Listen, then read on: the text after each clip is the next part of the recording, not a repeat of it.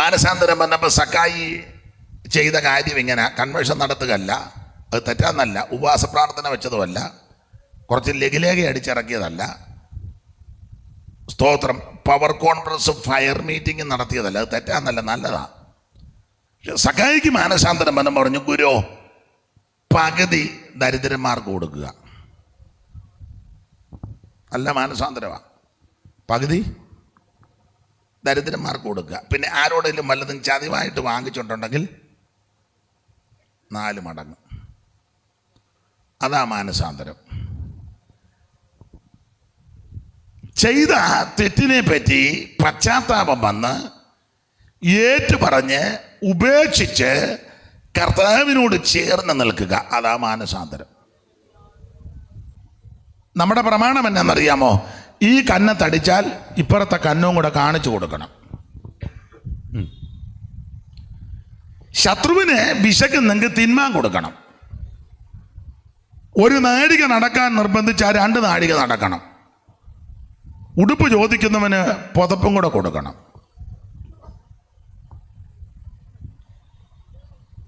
ശകാരത്തിന് പകരം ശകാരിക്കരുത്. ഒന്നുകൂടെ വാക്യം വായിച്ച സഹോദരി. ദോഷത്തിന് ദോഷവും ദോഷത്തിന് ദോഷവും ശകാരത്തിന് ശകാരവും ശകാരത്തിന് ശകാരവും പകരം ചെയ്യാതെ നിങ്ങൾ അനുഗ്രഹം അനുഭവിക്കേണ്ടതിന് വിളിക്കപ്പെട്ടത് കൊണ്ട് അനുഗ്രഹിക്കുന്നവരായിട്ടിരിക്കണം. സമയത്തിനായിട്ട് ദൈവത്തെ സ്തുതിക്കുന്നു. ഈ സഭയുടെ ശുശ്രൂഷ ചെയ്യുന്ന മാന്യ കർത്തൃദാസൻ കുടുംബം, അതുപോലെ തന്നെ വേദിയിലും സദസ്സിലുമായിരിക്കുന്ന ആദരണീയ കർത്തൃദാസന്മാർ, ബഹുമാനപ്പെട്ട ഷിംഷോൻ പാസ്റ്റർ, ടീം അംഗങ്ങൾ, ഈ പന്തലിൽ പ്രാർത്ഥനയോടെ എത്തിച്ചേർന്നിരിക്കുന്ന മാന്യ ദൈവമക്കൾ, ശബ്ദപരിധിയിൽ ശ്രദ്ധിക്കുന്ന ഈ നാട്ടിലെ സ്ഥലവാസികൾ, സമീപവാസികൾ, ഓൺലൈനിൽ ലോകത്തിൻ്റെ വിവിധ ഇടങ്ങളിലിരുന്ന് ഈ ശുശ്രൂഷ കാണുകയും കേൾക്കുകയും ചെയ്യുന്ന ബഹുമാന്യരായ പ്രിയപ്പെട്ടവർ, മൈക്ക് ഓപ്പറേറ്റ് ചെയ്യുന്നവർ, വീഡിയോ പകർത്തുന്ന പ്രിയപ്പെട്ടവർ, ഏവർക്കും വേഗം വരുന്ന ക്രിസ്തുവേശുവിൻ്റെ നിസ്തുല്യ നാമത്തിൽ ഈ സന്ധ്യയിൽ വന്ദനം ചൊല്ലുന്നു. അവിടുന്ന് അനുവദിച്ചതുകൊണ്ട് വീണ്ടും ഈ സ്ഥലത്ത് ഇങ്ങനെ ഒരു ശുശ്രൂഷയ്ക്കായിട്ട് വരുവാൻ ദൈവം കൃപ നൽകി. ക്ഷണിച്ച കർത്തൃദാസനും ചുമതലപ്പെട്ടവർക്കും ഒരിക്കൽ കൂടി നന്ദി ചൊല്ലുന്നു. എല്ലാ പ്രിയപ്പെട്ടവരെയും ഇന്ന് രാത്രി ദൈവം അനുഗ്രഹിക്കുമാറാകട്ടെ. ഈ ദിവസങ്ങളിൽ തുടർമാനമായിട്ട് ഇവിടെ ഉപവാസവും പ്രാർത്ഥനയും, അപ്പോൾ തന്നെ ഈ ഒടുവിലത്തെ ദിവസങ്ങൾ ഇങ്ങനെ പൊതുയോഗമായിട്ട് കൂടുവാനും ദൈവം ഒരുക്കുന്ന അവസരങ്ങൾ ഓർത്ത് ദൈവത്തെ സ്തുതിക്കുന്നു. എല്ലാ പ്രിയപ്പെട്ടവരെയും കർത്താവ് ആശീർവദിക്കട്ടെ എന്ന് വീണ്ടും പ്രാർത്ഥിക്കുന്നു. ഈ ശുശ്രൂഷയെപ്പറ്റി കർത്തൃദാസൻ വിളിച്ച് ഓർപ്പിച്ചു, ഷിംഷോൻ പാസ്റ്റർ അക്കാര്യം ഓർപ്പിച്ചു, ഓർത്ത് പ്രാർത്ഥിപ്പാൻ ദൈവം കൃപ നൽകി. ഇന്ന് രാത്രി ഇങ്ങനെ ഒന്നിച്ചു കൂടുവാൻ അവസരം ലഭിച്ചതിൽ ദൈവത്തിന് മഹത്വം. എല്ലാ പ്രിയപ്പെട്ടവരെയും ഇന്ന് രാത്രി കർത്താവ് അനുഗ്രഹിക്കുമാറാകട്ടെ. ഈ രാത്രിയിലെ തിരുവചന ചിന്തയ്ക്ക് അടിസ്ഥാനമായിട്ട് വളരെ പരിചിതമായ 1-2 തിരുവെഴുത്തുകൾ വായിച്ച് സഹായിക്കണമെന്ന് അപേക്ഷിക്കുന്നു. അതിന് ആധാരമായിട്ട് വളരെ പരിചിതമായ 1-2 വാക്യങ്ങൾ വായിക്കണം. യോഹന്നാൻ്റെ സുവിശേഷം അതിൻ്റെ 6-ാം അധ്യായത്തിൻ്റെ 49-50 വാക്യം, 49-50. യോഹന്നാൻ്റെ സുവിശേഷം 6-ാം അധ്യായത്തിൻ്റെ 49-50 വാക്യം. നിങ്ങളുടെ പിതാക്കന്മാർ മരുഭൂമിയിൽ മന്ന തിന്നിട്ടും മരിച്ചുവല്ലോ. ഇതോ തിന്നുന്നവൻ മരിക്കാതിരിക്കേണ്ടതിന് സ്വർഗത്തിൽ നിന്ന് ഇറങ്ങുന്ന അപ്പമാകുന്നു. സ്വർഗത്തിൽ നിന്ന് ഇറങ്ങുന്ന അപ്പമാകുന്നു. നമുക്ക് ഒരു വാക്കൂടെ പ്രാർത്ഥിക്കാം. പരിശുദ്ധ പിതാവേ, അവിടുത്തെ ജനത്തെ അനുഗ്രഹിക്കണം. സന്നിധി ബോധം ഞങ്ങൾക്ക് നൽകണം. പ്രിയപുത്രനെ ഞങ്ങളിൽ കൂടി മഹത്വപ്പെടുത്തണം. യേശു ക്രിസ്തുവിൻ നിസ്തുല്യ നാമത്തിൽ തന്നെ ആമേൻ. കരവും ശബ്ദവും ഉയർത്തി ദൈവത്തെ മഹത്വപ്പെടുത്താം. ഒരിക്കൽ കൂടി ദൈവത്തെ മഹത്വപ്പെടുത്താം. ഒരു ചുമന്നവൻ ഗിരിമുകളേറി, കുരിശു ചുമന്നവൻ ഗിരിമുകളേറി, വിരിച്ചു കൈകാലുകൾ അതിന്മേൽ, കുരിശു ചുമന്നവൻ ഗിരിമുകളേറി, വിരിച്ചു കൈകാലുകൾ അതിന്മേൽ, ശരിക്കിരുമ്പാണികൾ തറപ്പതിനായി അതു സ്മരിക്കുകിൽ വിസ്മയനീയം. ശരിക്കിരുമ്പാണികൾ തറപ്പതിനായി അതു സ്മരിക്കുകിൽ വിസ്മയനീയം. ദൈവകരുണയും ദാനമാഹാത്മ്യം നാവാൽ വർണ്യമോ. ദൈവകരുണയും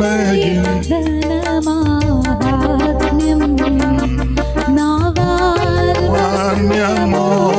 ദൈവകരുണയും മാഹാത്മ്യം.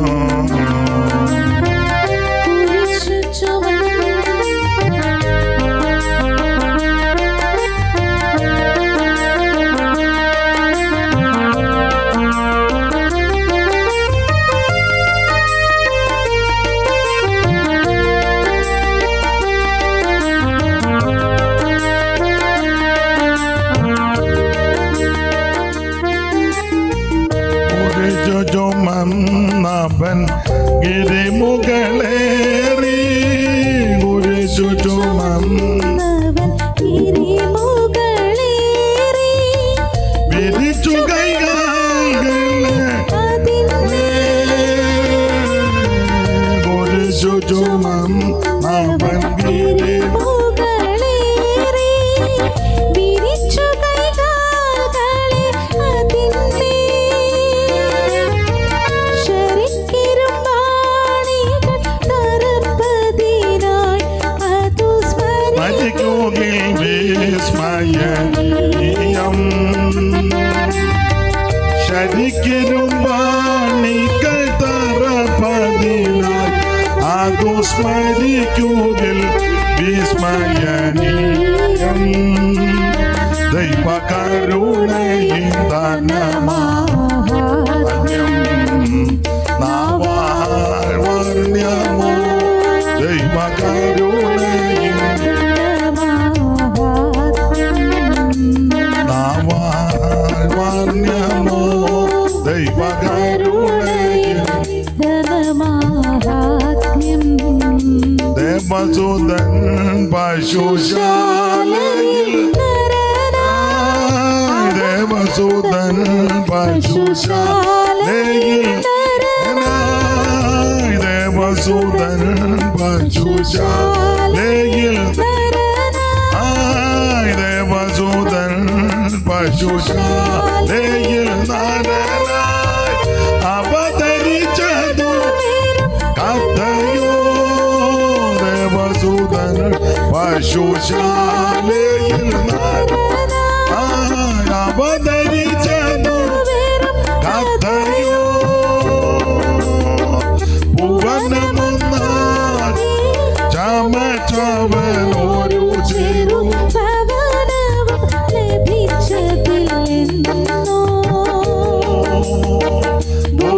ഭുവനമൊന്നാകെ ചമച്ചവൻ ചതിലെന്നോ.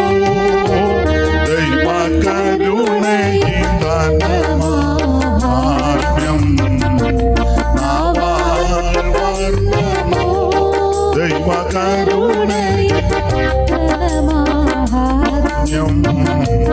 നാവാൽ വർണ്യമോ. ദൈവകരുണയും.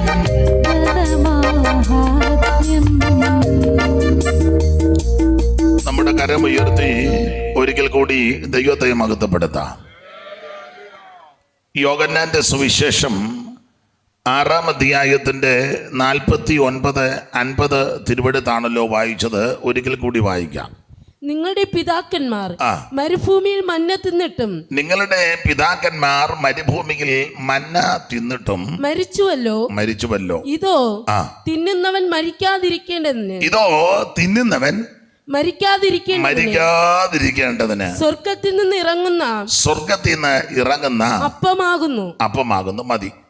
വളരെ പരിചിതമായ തിരുവെടുത്ത യോഹന്നാന്റെ സുവിശേഷം 6-ാം അധ്യായത്തിന്റെ 49-50 തിരുവെടുത്തുകൾ. ഇന്ന് രാത്രിയിലെ നിശ്ചയിക്കപ്പെട്ട സമയപരിധിയിൽ നിന്ന് തിരുവചനത്തിൽ നിന്ന് ചില കാര്യങ്ങൾ നമുക്ക് ചിന്തിക്കാം. ഈ ദിവസങ്ങളിലൊക്കെ ദൈവസന്നിധിയിൽ പ്രാർത്ഥിച്ചും ഉപവസിച്ചും ഇരിക്കുന്ന കർത്തൃദാസനെയും കുടുംബത്തെയും ദൈവമക്കളെയും ദൈവം വീണ്ടും അനുഗ്രഹിക്കട്ടെ എന്ന് ആത്മാർത്ഥമായിട്ട് പ്രാർത്ഥിക്കുന്നു. ഈ ദേശത്തെ ദൈവം അനുഗ്രഹിക്കട്ടെ, ദേശവാസികളെ ദൈവം കടാക്ഷിക്കട്ടെ.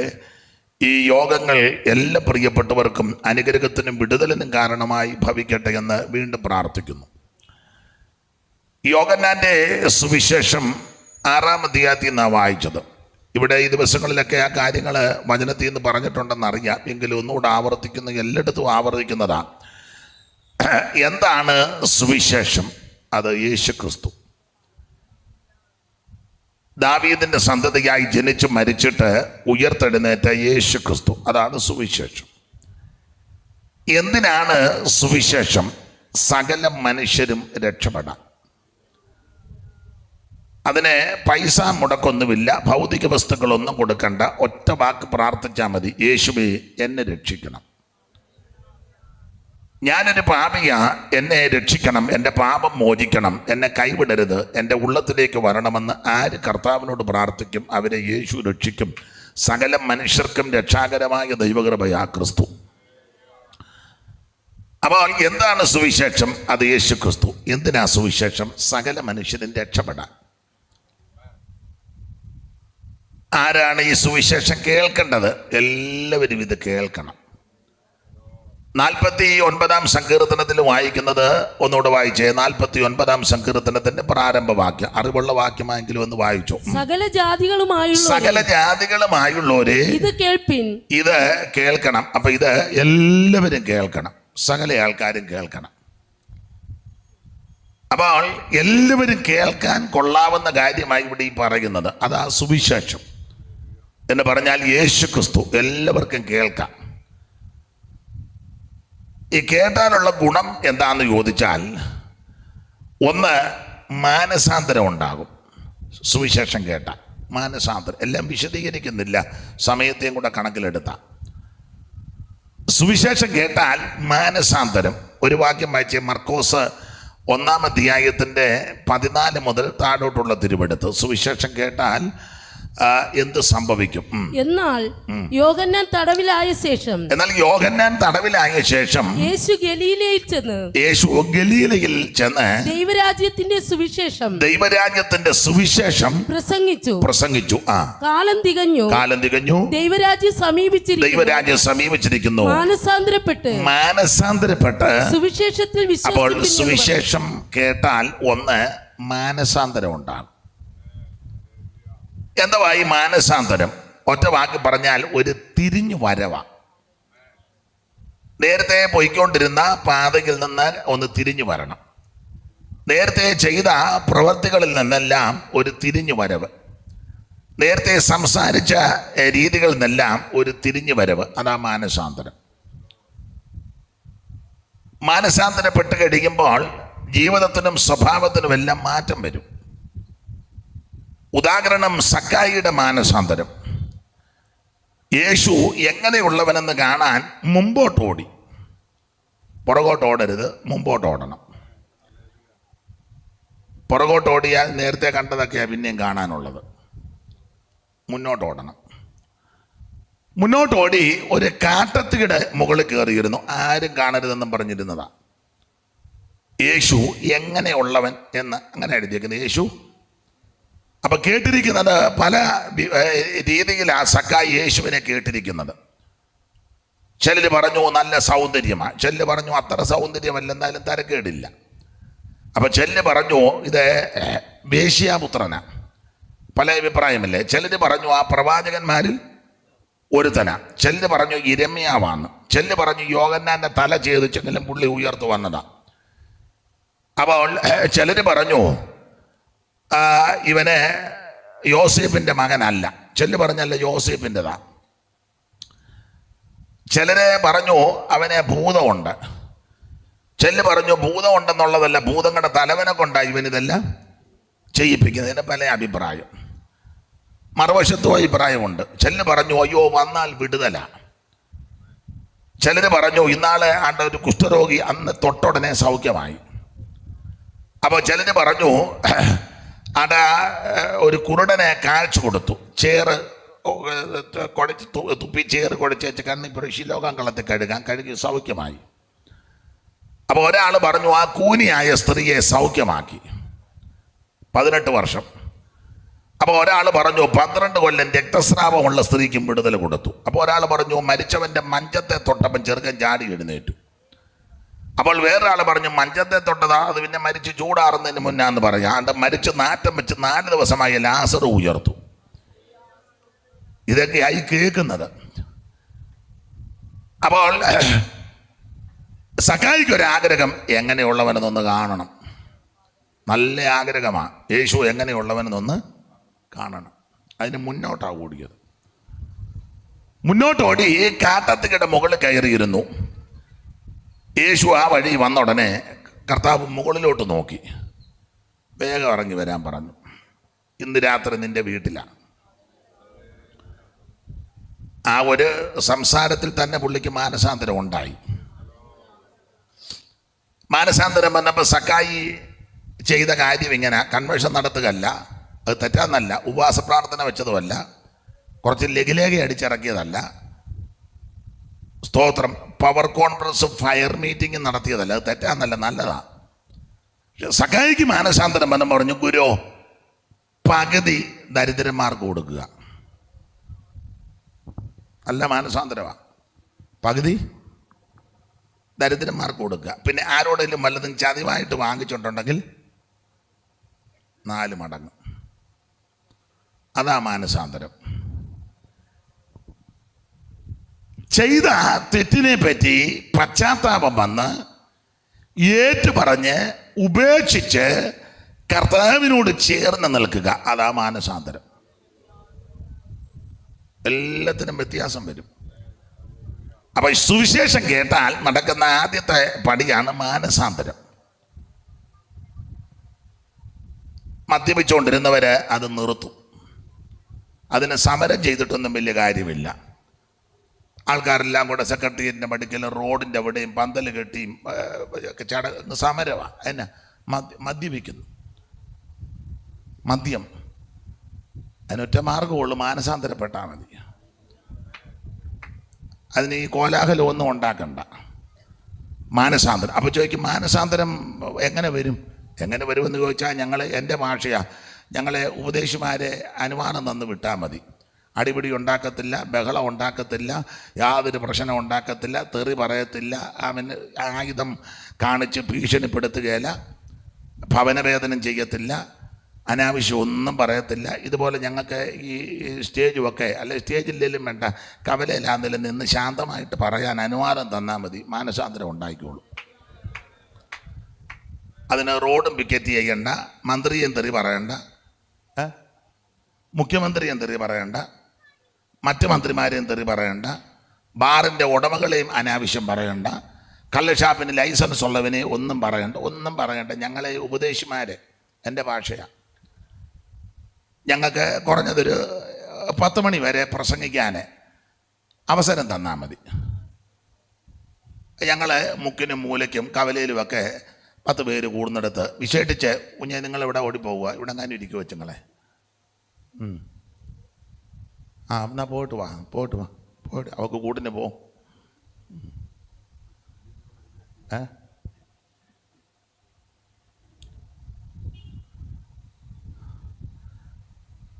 അപ്പോൾ ചെയ്യേണ്ട കാര്യം, ഞങ്ങളെ അലോഹ്യം ഒന്നും ഉണ്ടാക്കത്തില്ല, ബഹളവും ഉണ്ടാക്കത്തില്ല. ഇതുപോലൊരു മൈക്ക് കൂടെ സംസാരിക്കാൻ അനുവാദവും തന്ന് ചുമതലപ്പെട്ടവർ പറഞ്ഞാൽ മതി, ഗവൺമെൻറ്റും അല്ലെ അധികാരികൾ അത് നിങ്ങൾ അവിടെ നിന്ന് പറഞ്ഞോട്ടെ, ഞങ്ങൾ ആർക്കും ശല്യം ഉണ്ടാകുകയില്ല, റോഡൊന്നും ബ്ലോക്ക് ചെയ്യുകയില്ല. ചിലരൊക്കെ റോഡ് ബ്ലോക്ക് ചെയ്യുന്ന കണ്ടിട്ടില്ലേ?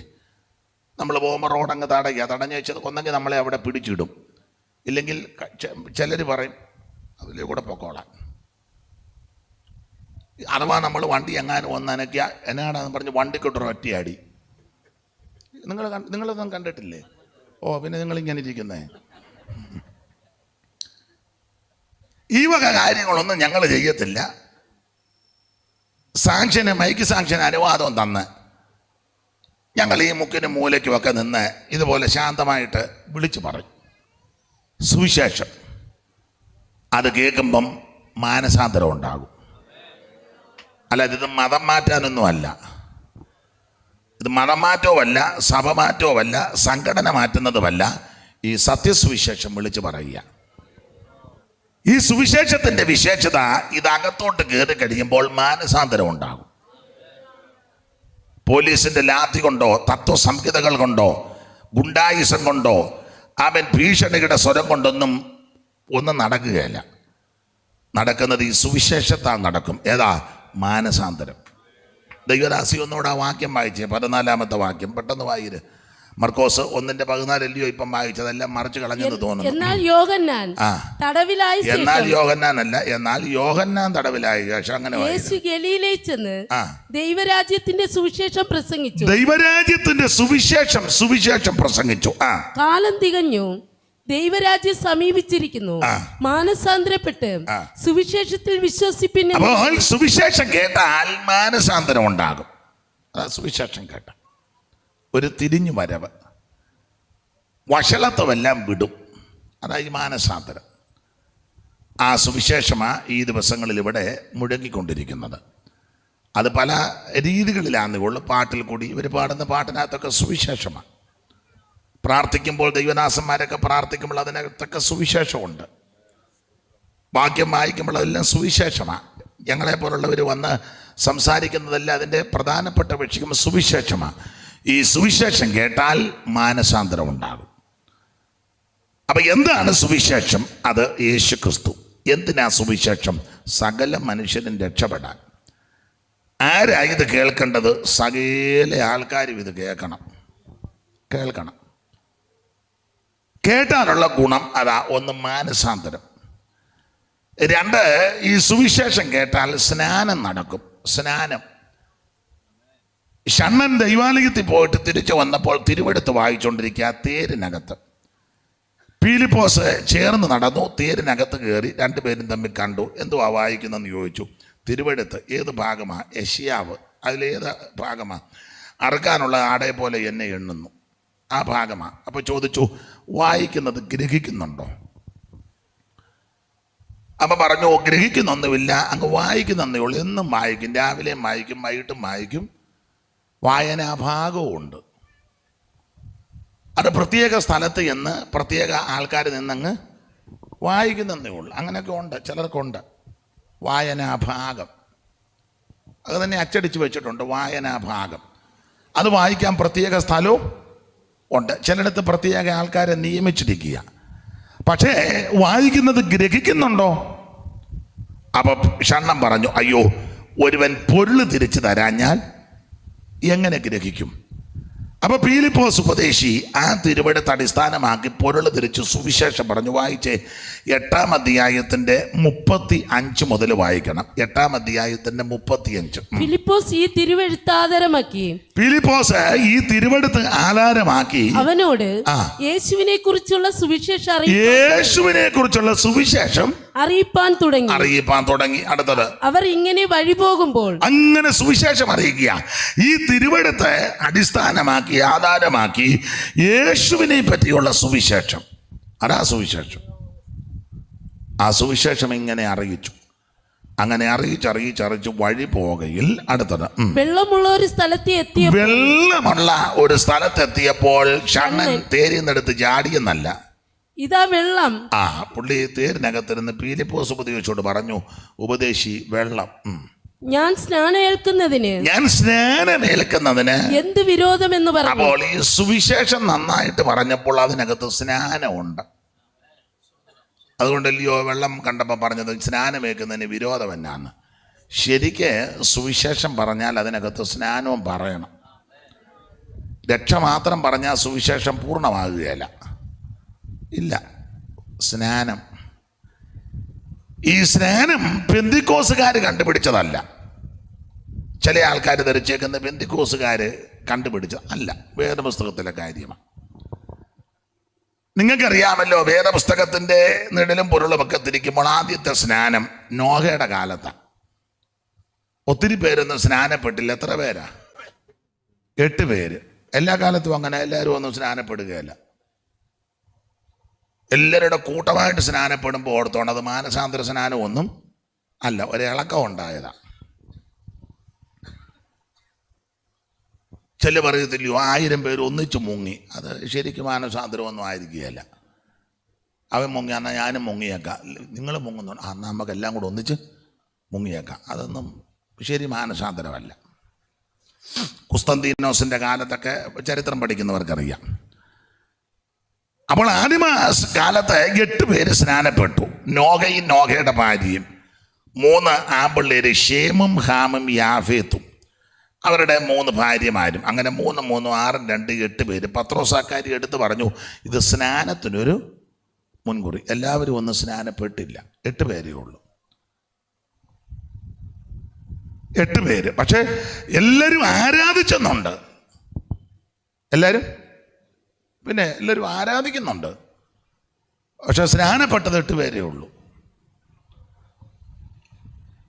4-ാം അധ്യായത്തിൻ്റെ ഒടുവിലത്തെ കണ്ണിക വായിച്ചേ. ഉൽപ്പത്തി പുസ്തകം 4-ന്റെ ഒടുവിലത്തെ കണ്ണിക 5-ന്റെ നേരെ മേളിൽ ഒരു ചെറിയ കണ്ണികയുണ്ട്. അത് ആദാം തൻ്റെ ഭാര്യ ഹവ്വയുമായിട്ട് ജീവിതം ആരംഭിച്ചു. അവൾ ഗർഭം ധരിച്ച് ഒരു മകനെ പ്രസവിച്ചു, ഷേത്ത്. അവിടെ മുതലൊന്ന് വായിച്ചേ. ശേത്തിനും ഒരു മകൻ ജനിച്ചു. ഷേത്തിന് ഒരു മകൻ ജനിച്ചു. അവന് ഏനോശ് എന്ന് പേരിട്ട്. അവന് ഏനോശ് എന്ന് പേരിട്ടു. അടുത്തത് അക്കാലത്ത് യഹോവയുടെ നാമത്തിലുള്ള ആരാധന തുടങ്ങി. അപ്പൊ എല്ലാരും ആരാധിക്കുക. ഏനോശിന്റെ കാലത്ത് യഹോവയുടെ നാമത്തിലുള്ള ആരാധന തുടങ്ങി. എല്ലാ ഭാഗവും വിവരിക്കുന്നില്ല, ഭയങ്കര ആരാധനയാണ്.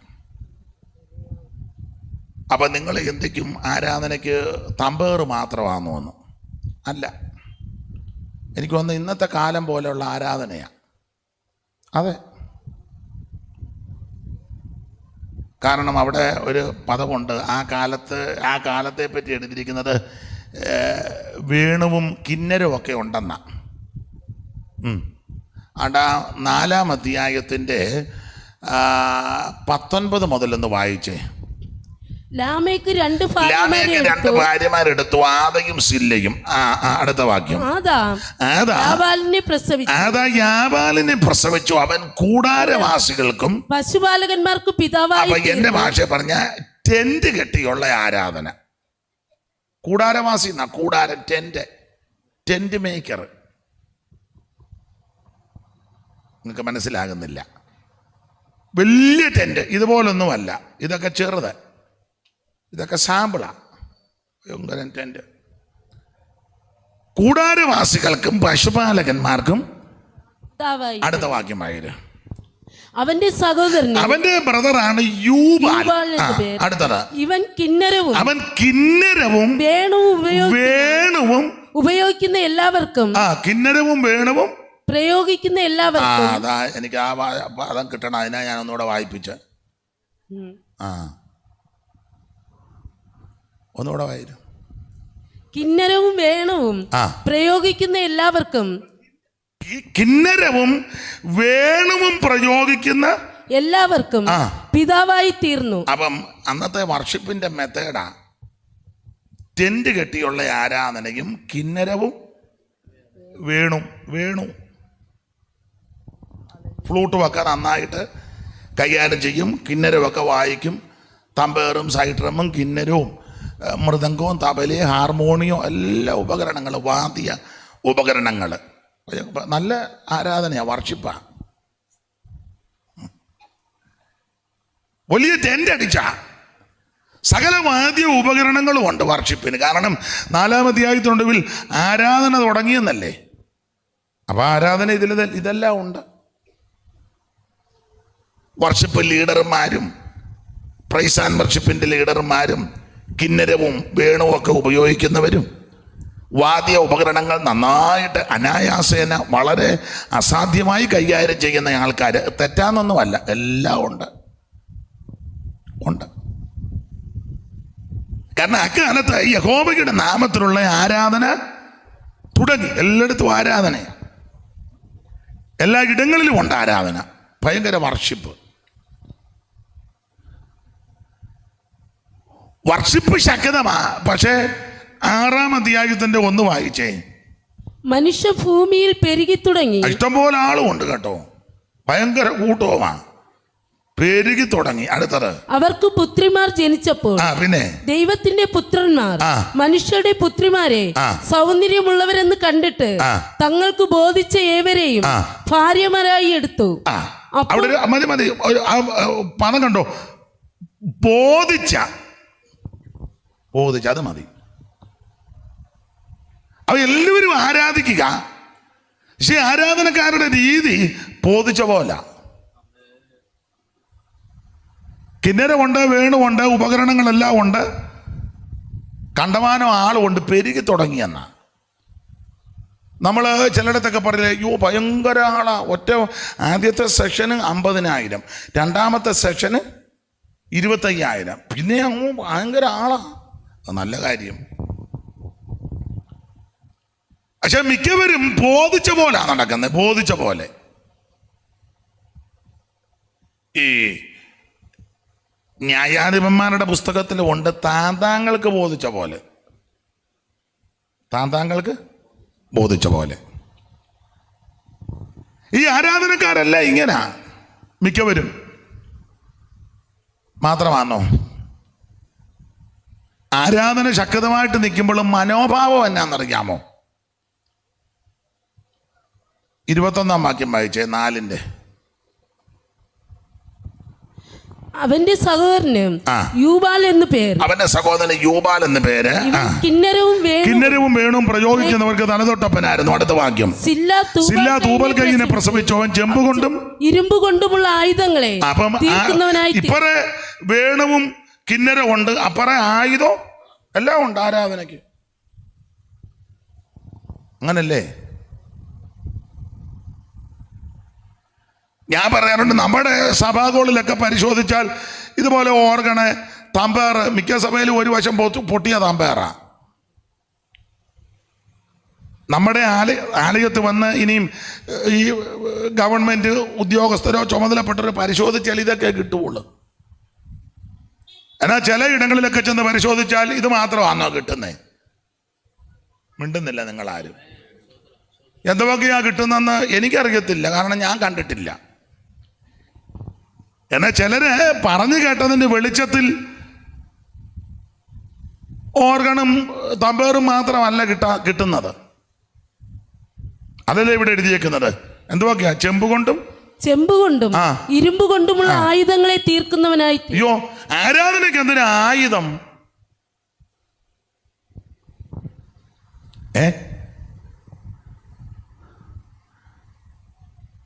ആരാധനയ്ക്ക് ആയുധം വേണ്ട.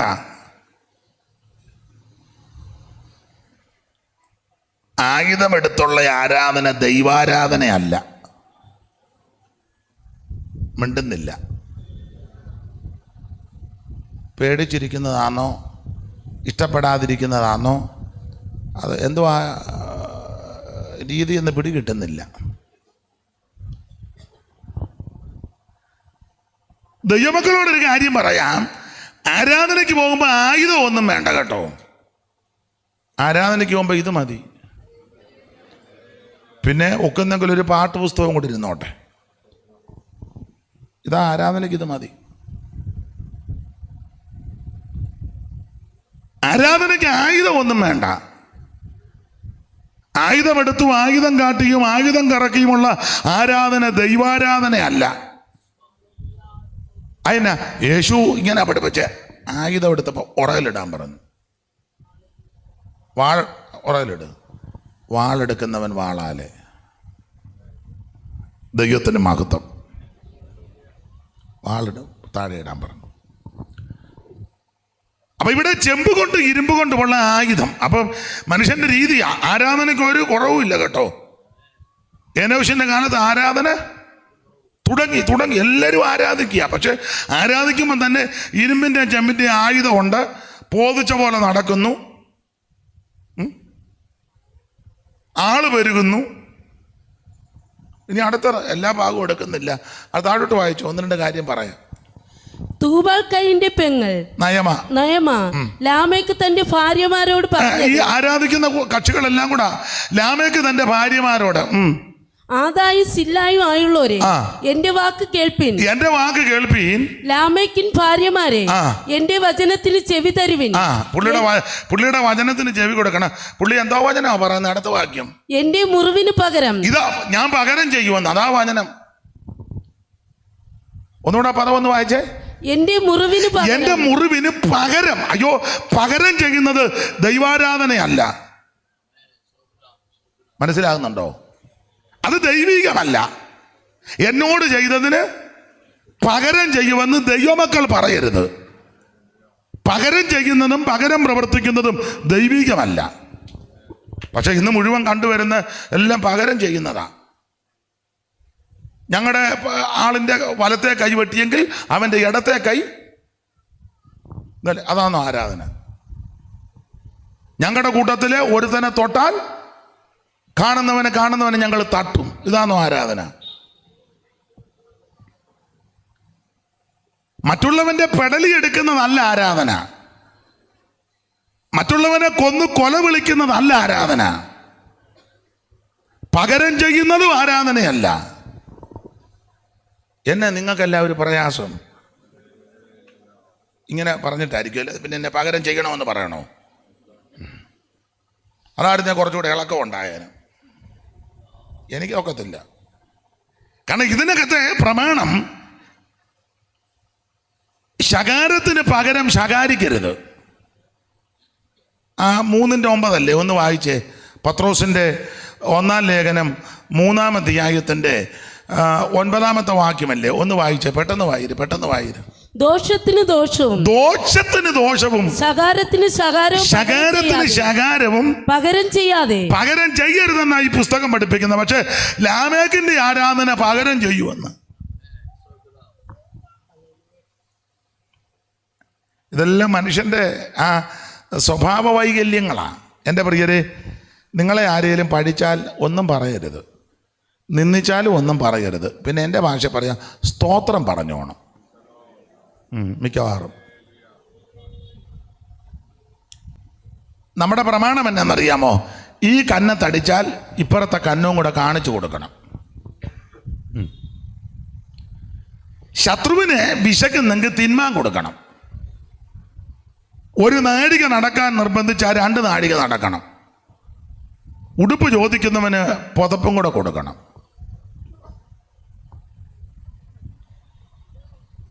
ശകാരത്തിന് പകരം ശകാരിക്കരുത്. ഒന്നുകൂടെ വാക്യം വായിച്ചേ സഹോദരി.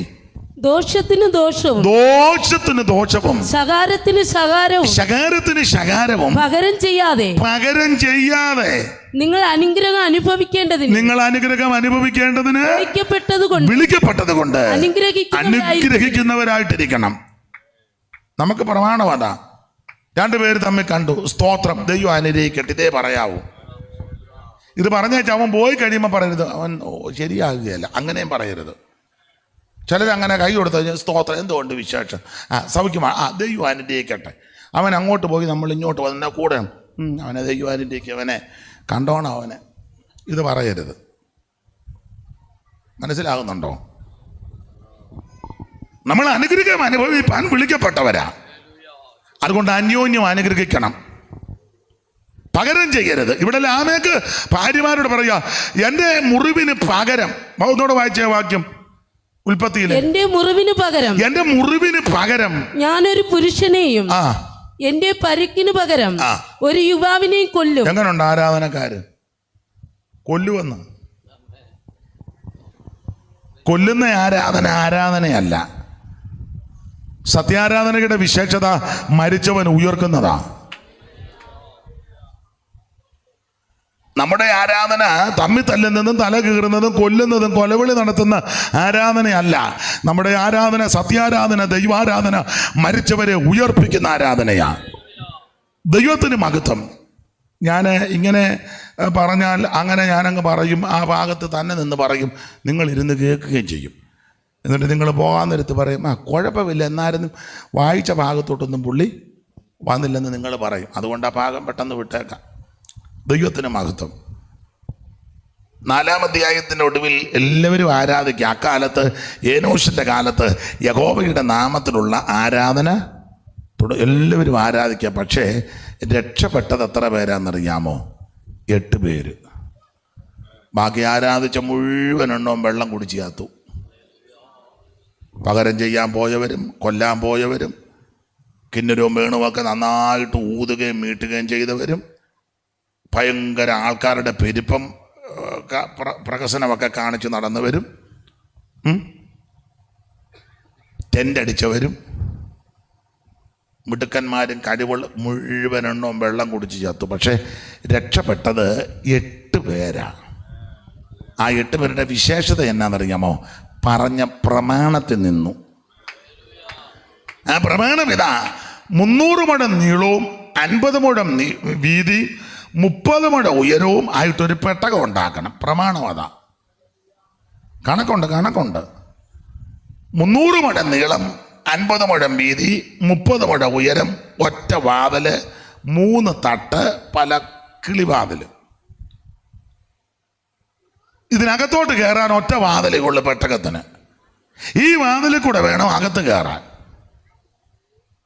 ആ പ്രമാണം അനുസരിച്ച് 8 പേരെ കയറിയുള്ളൂ മനുഷ്യജാതിയിൽ. ബാക്കി ആരാധിച്ചവരെല്ലാം എന്ത് ചെയ്യേ? എല്ലാം വെള്ളം കുടിച്ച് മരിച്ചു. കർത്താവ് ലോകാവസാനത്തോട് ബന്ധപ്പെട്ട് കർത്താവിനോട് ചെന്നപ്പോൾ കർത്താവും പറഞ്ഞത് ഒരു പദമുണ്ട്: നോഹയുടെ കാലം പോലാന്ന്. ഇങ്ങനെ സംഭവിക്കും. അതുകൊണ്ട് വെള്ളത്തിൽ കൂടി രക്ഷ പ്രാപിച്ചു. സ്നാനത്തിന് മുൻകുറി സ്നാനപ്പെടണം. ഷണ്ണനോട് പീലിപ്പോസ് തിരുവചനം സുവിശേഷം അറിയിച്ചു. ഈ തിരുവചനത്തെ അടിസ്ഥാനമാക്കി സുവിശേഷം പറഞ്ഞു. അന്നേരം ആ ഷണ്ണൻ പറഞ്ഞ വെള്ളം ഉടനെ ചോദിച്ചു, നീ വിശ്വസിക്കുന്നോ? വിശ്വസിക്കുന്നു, എങ്കിലാകാം. മുക്കി. ഷണ്ണൻ സന്തോഷിച്ച് വീട്ടിലോട്ടും പോയി, തൻ്റെ വഴിക്ക് പോയി. പീലിപ്പോസിനെ ആത്മാവിൽ പൊക്കി അസ്തോദിലും കൊണ്ടുപോയി. അപ്പം ശരിക്കും സുവിശേഷം കേട്ടാൽ സ്നാനം നടക്കും. സ്നാനമോ ജഡത്തിൻ്റെ അടുക്ക് കളയാനല്ല, ദൈവത്തോട് നല്ല മനസാക്ഷിക്കാം, യേശുവിനോട് ചേരുവാൻ, യേശുവിനെ ധരിക്കുവാൻ, യേശുവിൻ്റെ മരണ അടക്ക പുനരുത്ഥാനത്തോട് ഏകീഭവിക്കുവാൻ. അതാ സ്നാനം. അപ്പം ആദ്യത്തെ സ്നാനം ഈ 8 പേരാ. പിന്നത്തെ സ്നാനം ചെങ്കടൽ കടന്നതാ. ദൈവത്തിൻ്റെ മഹത്വം. പിന്നെ പത്രോസിൻ്റെ പ്രസംഗത്തിൽ സഭയോട് ചേർന്നു. പിന്നെ തിരുവചനം പഠിച്ചേ വചനപ്രകാരം സുവിശേഷം ശരിക്കും കേട്ടാൽ സ്നാനം നടക്കും. 1, സുവിശേഷം കേട്ടാൽ മാനസാന്തരം ഉണ്ടാകും, രക്ഷിക്കപ്പെടും. 2, സ്നാനം. 3, അഭിഷേകം പ്രാപിക്കും. കൊർന്നല്യോസിൻ്റെ വീട്ടിൽ പത്രോസ് വന്ന് തിരുവചനം പറഞ്ഞു. ആ വചനം കേട്ട എല്ലാവരുടെ മേലും ആത്മാവ് വന്നെന്ന 10-ാം അധ്യായത്തിന്റെ 44-ാമത്തെ വാക്യത്തിൽ ഒന്ന് വായിച്ചേ. 10:44. ഈ വാക്കുകളെ പത്രോസ് പ്രസ്താവിക്കുമ്പോൾ തന്നെ വചനം കേട്ട എല്ലാവരുടെ മേലും പരിശുദ്ധാത്മാവ് വന്ന് അവർ അന്യഭാഷകളിൽ സംസാരിക്കുന്ന. അപ്പൊ പരിശുദ്ധാത്മാവ് എല്ലാവരുടെ മേലും വന്നു വചനം കേട്ടപ്പോൾ, സുവിശേഷം കേട്ടപ്പോൾ. അപ്പോൾ സുവിശേഷം കേട്ടാൽ ഇതൊക്കെ നടക്കണം. ഞാനധികം വിവരിക്കുന്നില്ല. എന്താണ് സുവിശേഷം? യേശു ക്രിസ്തു. എന്തിനാ സുവിശേഷം? എല്ലാവരും രക്ഷപ്പെടാൻ. ആരാ കേൾക്കേണ്ടത്? എല്ലാവരും കേൾക്കണം. കേട്ടാലുള്ള ഗുണമെന്നാ? ശരിക്ക് കേട്ടാൽ 1, മാനസാന്തരം ഉണ്ടാകും. 2, സ്നാനം നടക്കും. 3, എല്ലാവരും അഭിഷേകം പ്രാപിക്കും. ഇതാ ഇതിൻ്റെ ആദ്യത്തെ പ്രമാണം. അതാ ആ സുവിശേഷമായി ഇവിടെ മുഴങ്ങിക്കൊണ്ടിരിക്കുന്നത്. ദൈവത്തിന് മഹത്വം ഉണ്ടാകട്ടെ. ദൈവത്തിന് സ്തോത്രം. അങ്ങനെയുള്ള സുവിശേഷ പുസ്തകമാണ് യോഹന്നാൻ്റെ സുവിശേഷം. ആദ്യത്തെ 4 സുവിശേഷ പുസ്തകമാണ് മത്തായി, മർക്കോസ്, ലൂക്കോസ്, യോഹന്നാൻ. അതിലെ ഒടുവിലത്തതായി യോഹന്നാന്റെ സുവിശേഷം. യോഹന്നാന്റെ സുവിശേഷത്തിന്റെ വിശേഷത യേശുക്രിസ്തു ദൈവമാണെന്ന് തെളിയിക്കുക. യേശുക്രിസ്തു ഏകദൈവം, സത്യദൈവം, നിത്യദൈവം, സാക്ഷാൽ ദൈവം, ജീവനുള്ള ദൈവം. നിങ്ങൾ ആ യോഹന്നാന്റെ സുവിശേഷം പഠിച്ചാൽ മറ്റ് 3 സുവിശേഷകര്, അതിൽ വിശേഷിച്ച് 2 പേരും മത്തായി, മർക്കോസും. ആ മത്തായി, മർക്കോസും യോഹന്നാനും ഒക്കെ എടുത്താൽ യോഹന്നാന്റെ സുവിശേഷം നിങ്ങൾ ശ്രദ്ധിച്ചിട്ടുണ്ടോ? ഏതാണ്ടൊരു 3.5 വർഷത്തെ കാര്യമേ പറയുന്നുള്ളൂ യോഹന്നാന്റെ സുവിശേഷം. എന്ന് പറഞ്ഞാൽ മുതിർന്ന യേശുവിനെ പറ്റിയാണ് യോഹന്നാൻ തുടങ്ങുന്നത്. എന്നാൽ ലൂക്കോസും മത്തായിയൊക്കെ ശിശുവായ യേശുവിൽ തുടങ്ങുക. മത്തായി ശിശുവായ യേശുവിൽ തുടങ്ങുന്നു. ലൂക്കോസ് യേശു ജനിക്കുന്നതിന് മുമ്പുള്ള കാര്യമാണ് തുടങ്ങുന്നത്, യോഹന്നാൻ സ്നാപകന്റെ ജനനം മുതൽ. ഈ യോഹന്നാന്റെ സുവിശേഷത്തിന്റെ വിശേഷത നമ്മൾ പ്രധാനമായി ചിന്തിക്കുന്ന പറയുന്ന പല കാര്യവും ഇതിനകത്ത് കൊടുത്തിട്ടില്ല. ഏതാ? യോഹന്നാന്റെ സുവിശേഷത്തിൽ യേശുക്രിസ്തുവിന്റെ തിരുപ്പിറവി അത് യോഹന്നാന്റെ സുവിശേഷത്തിൽ കൊടുത്തിട്ടില്ല.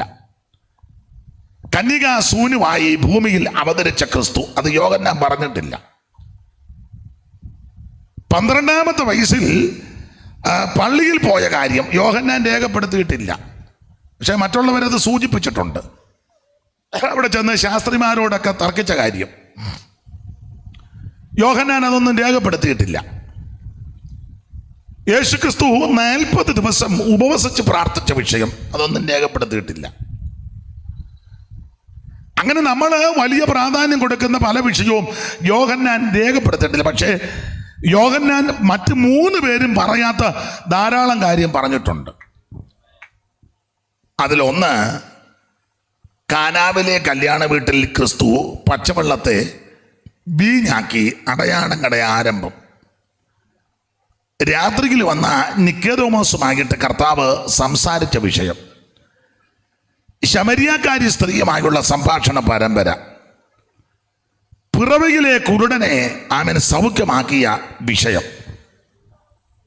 മാത്രമല്ല മരിച്ച് നാറ്റം വെച്ച് 4 ദിവസമായി ലാസറിനെ യേശു ഉയർപ്പിച്ചു.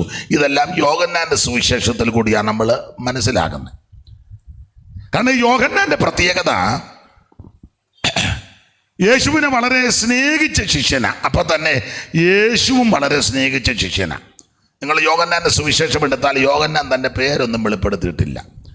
തൻ്റെ പേര് വരേണ്ട സ്ഥാനത്തെല്ലാം കൊടുത്തിരിക്കുന്നത് ഈ ശിഷ്യൻ, സ്നേഹിച്ച ശിഷ്യൻ, കൂടെ നിന്ന ശിഷ്യൻ, ദൃക്സാക്ഷിയായ ശിഷ്യൻ, അങ്ങനെയൊക്കെയാണ് കൊടുത്തേക്കുന്നത്. നമ്മൾ അന്ന് ഓരോ അധ്യായത്തിൽ നമ്മുടെ പേരും അഡ്രസ്സും വെച്ചേനെ.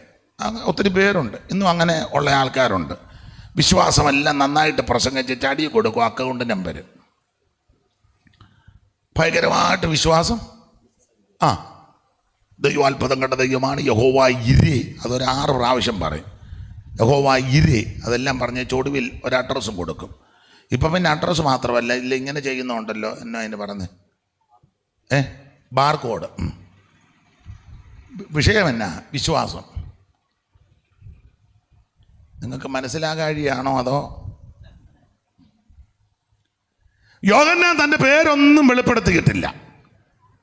അപ്പൊ ശ്രദ്ധിക്കുക, യോഹന്നാന്റെ സുവിശേഷത്തിന്റെ വിശേഷത യേശുക്രിസ്തു ദൈവമാണെന്ന് തെളിയിക്കുക. യേശുക്രിസ്തു ഏകദൈവം, സത്യദൈവം, നിത്യദൈവം, സാക്ഷാൽ ദൈവം, ജീവനുള്ള ദൈവം. യേശുക്രിസ്തുവായ ഏകദൈവം. ഓരോ അധ്യായത്തിലും ക്രിസ്തുവിൻ്റെ മഹത്വം വെളിപ്പെടുത്തുകയാണ്. എല്ലാ ഭാഗവും ഞാൻ പറയുന്നില്ല. 1-ാം അധ്യായത്തിൽ കടന്നു പോകുന്ന യേശുവിനെ ചൂണ്ടിക്കൊണ്ട് യോഹന്നാൻ സ്നാപകൻ പറയുന്ന കാര്യം യോഹന്നാൻ അപ്പോസ്തലൻ പറഞ്ഞ, ഇതാ ലോകത്തിൻ്റെ പാപത്തെ ചുമക്കുന്ന ദൈവത്തിൻ്റെ കുഞ്ഞാട്. യേശു ക്രിസ്തു ലോകപാപം ചുമക്കുന്ന ദൈവ കുഞ്ഞാടാ. ഇന്ന് രാത്രി എന്നെ കേൾക്കുന്ന ബഹുമാന്യരെ, പാപത്തിന് പരിഹാരം വരുത്തുവാൻ ഒരേ ഒരു മാർഗം യേശു ക്രിസ്തുവിൻ്റെ പരിശുദ്ധ രക്തം.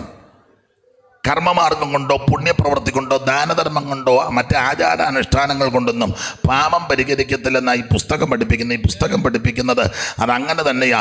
യേശു ക്രിസ്തുവിൻ്റെ പരിശുദ്ധ രക്തം. നിർമ്മല രക്തം, വിലയേറിയ രക്തം, ഗുണകരമായി സംസാരിക്കുന്ന രക്തം, പുണ്യാക രക്തം, ആട്ടുകൊറ്റന്മാരുടെയും കാടക്കിടാക്കിൻ്റെയും രക്തവും മലിനപ്പെട്ടമ തളിക്കുന്ന പശുഭസ്മവും ജഡിക ശുദ്ധി വരുത്തുമ്പോൾ നിത്യാത്മാവിനാൽ പിതാവാൻ ദൈവത്തിന് തന്നെത്താൻ നിഷ്കളങ്കനായി സമർപ്പിച്ച യേശുക്രിസ്തുവിൻ്റെ പരിശുദ്ധ രക്തം സകല പാപങ്ങളും പോക്കി ശുദ്ധീകരിക്കും. അതാ യോഹന്നാൻ തെളിയിക്കുന്നത്. ലോകത്തിൻ്റെ പാപത്തെ ചുമക്കുന്ന ദൈവത്തിൻ്റെ കുഞ്ഞാട് യേശുക്രിസ്തുവിനെ കുഞ്ഞാടെന്നും ദൈവകുഞ്ഞാടെന്നും അറക്കപ്പെട്ട കുഞ്ഞാടെന്നും കുരുളറക്കപ്പെട്ട കുഞ്ഞാടെന്നും യോഗ്യനായ കുഞ്ഞാടെന്നും വിളക്കാകുന്ന കുഞ്ഞാടെന്നും അതുപോലെ തന്നെ ആരാധനയ്ക്ക് യോഗ്യനായ കുഞ്ഞാടെന്നും മഹത്വത്തിൻ്റെ കുഞ്ഞാടെന്നൊക്കെ അലങ്കാര ഭാഷയിലെ ഉപമകളാലൊക്കെ ഈ പുസ്തകത്തിൽ പല ഭാഗത്തും രേഖപ്പെടുത്തിയിട്ടുണ്ട്. ഇനി നെടലും പൊരുളും പഠിക്കുമ്പോൾ നിങ്ങൾക്ക് വേദപുസ്തകം പഠിക്കുന്നവർക്ക് ഉൽപ്പത്തി പുസ്തകം 22-ാം അധ്യായത്തിൽ ഇസഹാക്കിന് പകരം ഒരാട് അറക്കപ്പെട്ടതായിട്ട് കാണുന്നുണ്ട്. പുറപ്പാട് പുസ്തകം 12-ാം അധ്യായത്തിൽ വീടൊന്നിന് ഒരാട്ടുംകുട്ടിയെ യാഗമാക്കുന്നതായിട്ട് ഖണ്ഡിക്കുന്നതായിട്ട് കാണുന്നുണ്ട്. ലേവ്യ പുസ്തകം 16-ാം അധ്യായം പഠിക്കുമ്പോൾ 12 ഗോത്രങ്ങളുടെ പാപം വഹിച്ചു കൊണ്ടുപോകുന്ന ഒരാടിനെ കാണുന്നുണ്ട്. അപ്പോൾ ഇങ്ങനെ ചിന്തിക്കണം. ഉൽപ്പത്തി 22 വ്യക്തിക്ക് വേണ്ടി യാഗമാകുന്ന ഒരു കുഞ്ഞാട്, പുറപ്പാട് 12 കുടുംബങ്ങൾക്ക് വേണ്ടി യാഗമാകുന്ന കുഞ്ഞാട്, ലേവ്യ 16 12 ഗോത്രങ്ങൾക്ക് വേണ്ടി മാത്രം അല്ലെങ്കിൽ യഹൂദന് വേണ്ടി മാത്രം യാഗമാക്കപ്പെടുന്ന ഒരാട്. എന്നാൽ യോഹന്നാന്റെ സുവിശേഷം 1-ാം അധ്യായത്തിലെ കുഞ്ഞാടിൻ്റെ പ്രത്യേകത വ്യക്തിക്കും കുടുംബത്തിനും 10 ഗോത്രങ്ങൾക്ക് വേണ്ടി 12 ഗോത്രങ്ങൾക്ക് വേണ്ടി മാത്രമല്ല, മുഴു ലോകത്തിൻ്റെ പാപം ചുമക്കുന്ന കുഞ്ഞാടാ. അതാ യേശുക്രിസ്തു. ഞാനെപ്പോഴും പറയും, യേശുക്രിസ്തു ഒരു വിഭാഗത്തിൻ്റെ മതത്തിൻ്റെ സംഘടനയുടെ ആളല്ല, അവിടുന്ന് മുഴു ലോകത്തിൻ്റെയും ദൈവമാണ്. നീ ഏത് കുലത്തിലോ മതത്തിലോ കുടുംബത്തിലോ നിറത്തിലോ നിലവാരത്തിൽപ്പെട്ട വ്യക്തിയാകട്ടെ, കറുത്തവനോ വെളുത്തവനോ പണ്ഡിതനോ പാമരനോ ദരിദ്രനോ ധനവാനോ കുചേലനോ കുബേരനോ കഴിവുള്ളവനോ കഴിവില്ലാത്തവനോ വെളുത്തവനോ കറുത്തവനോ കാശുള്ളവനോ കാശില്ലാത്തവനോ നിറമുള്ളവനോ നിറമില്ലാത്തവനോ നിലവാരം കൂടിയവനോ നിലവാരം കുറഞ്ഞവനോ, ഇത് ഏത് വിഭാഗമാകട്ടെ, ദൈവത്തിന് ഇതൊന്നും വിഷയമല്ല. എൻ്റെയും നിൻ്റെയും പാപം പരിഹരിക്കുവാനാ ദൈവ കുഞ്ഞാടാകുന്ന യേശു നമുക്ക് വേണ്ടി ജീവനെ തന്നത്. ഇന്ന് രാത്രി അതിന് 5 പൈസ മുടക്കണ്ട, അര കാശ് മുടക്കണ്ട, 1/2 മൈൽ നടക്കണ്ട, ഹൃദയം കർത്താവിന് കൊടുത്തേ. എൻ്റെ യേശുവേ ഇന്ന് രാത്രി എന്നെ രക്ഷിക്കണം. അങ്ങനെ പ്രാർത്ഥിക്കുന്നവരെ ഇന്ന് രാത്രി യേശു ക്രിസ്തു രക്ഷിക്കും. അവിടുന്ന് രക്ഷിപ്പാൻ കഴിവുള്ളവനാണ്. അപ്പോൾ യോഹന്നാന്റെ സുവിശേഷം 1-ാം അധ്യായത്തിൽ ലോകത്തിൻ്റെ പാപത്തെ ചുമക്കുന്ന ദൈവ കുഞ്ഞാട് യേശുവിൻ്റെ രക്തം പരിശുദ്ധ രക്തമാണ്. ശുദ്ധിക്കായി നീ യേശു സമീപേ പോയോ, കുളിച്ചോ കുഞ്ഞാട്ടിൻ രക്തത്തിൽ, പൂർണ്ണശ്രേയം ഈ നിമിഷം തൻ കൃപാതന്നിൽ.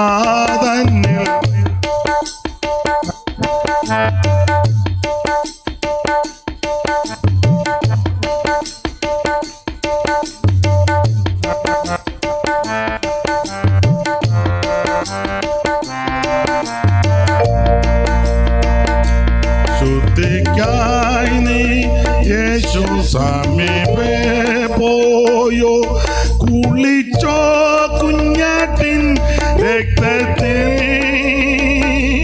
പൂർണ്ണശ്രേയം ഈ നിമിഷം തൻ കൃപാതന്നിൽ വച്ചോ. ശുദ്ധി ആയോ നീ, കുളിച്ചോ കുഞ്ഞാട്ടി, ആത്മശുദ്ധി നൽകും രക്തത്തിൽ, ഹിമപ്പോൾ നീ കളങ്കമോ കുളിച്ചോ.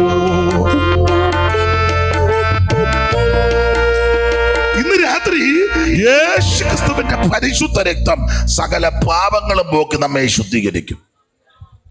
1-ാം അധ്യായത്തിൽ അതാ യോഹന്നാൻ വെളിപ്പെടുത്തിയിരിക്കുന്നത്. യോഹന്നാന്റെ സുവിശേഷം 2-ാം അധ്യായത്തിൽ കാനാവിലെ കല്യാണ വീട്ടിൽ യേശു പച്ചവെള്ളത്തെ വീഞ്ഞാക്കി അത്ഭുതം കണ്ട ദൈവമാണ്. 3-ാം അധ്യായത്തിൽ അവിടുന്ന് നിത്യജീവൻ കൊടുക്കുന്ന ദൈവമാണ്.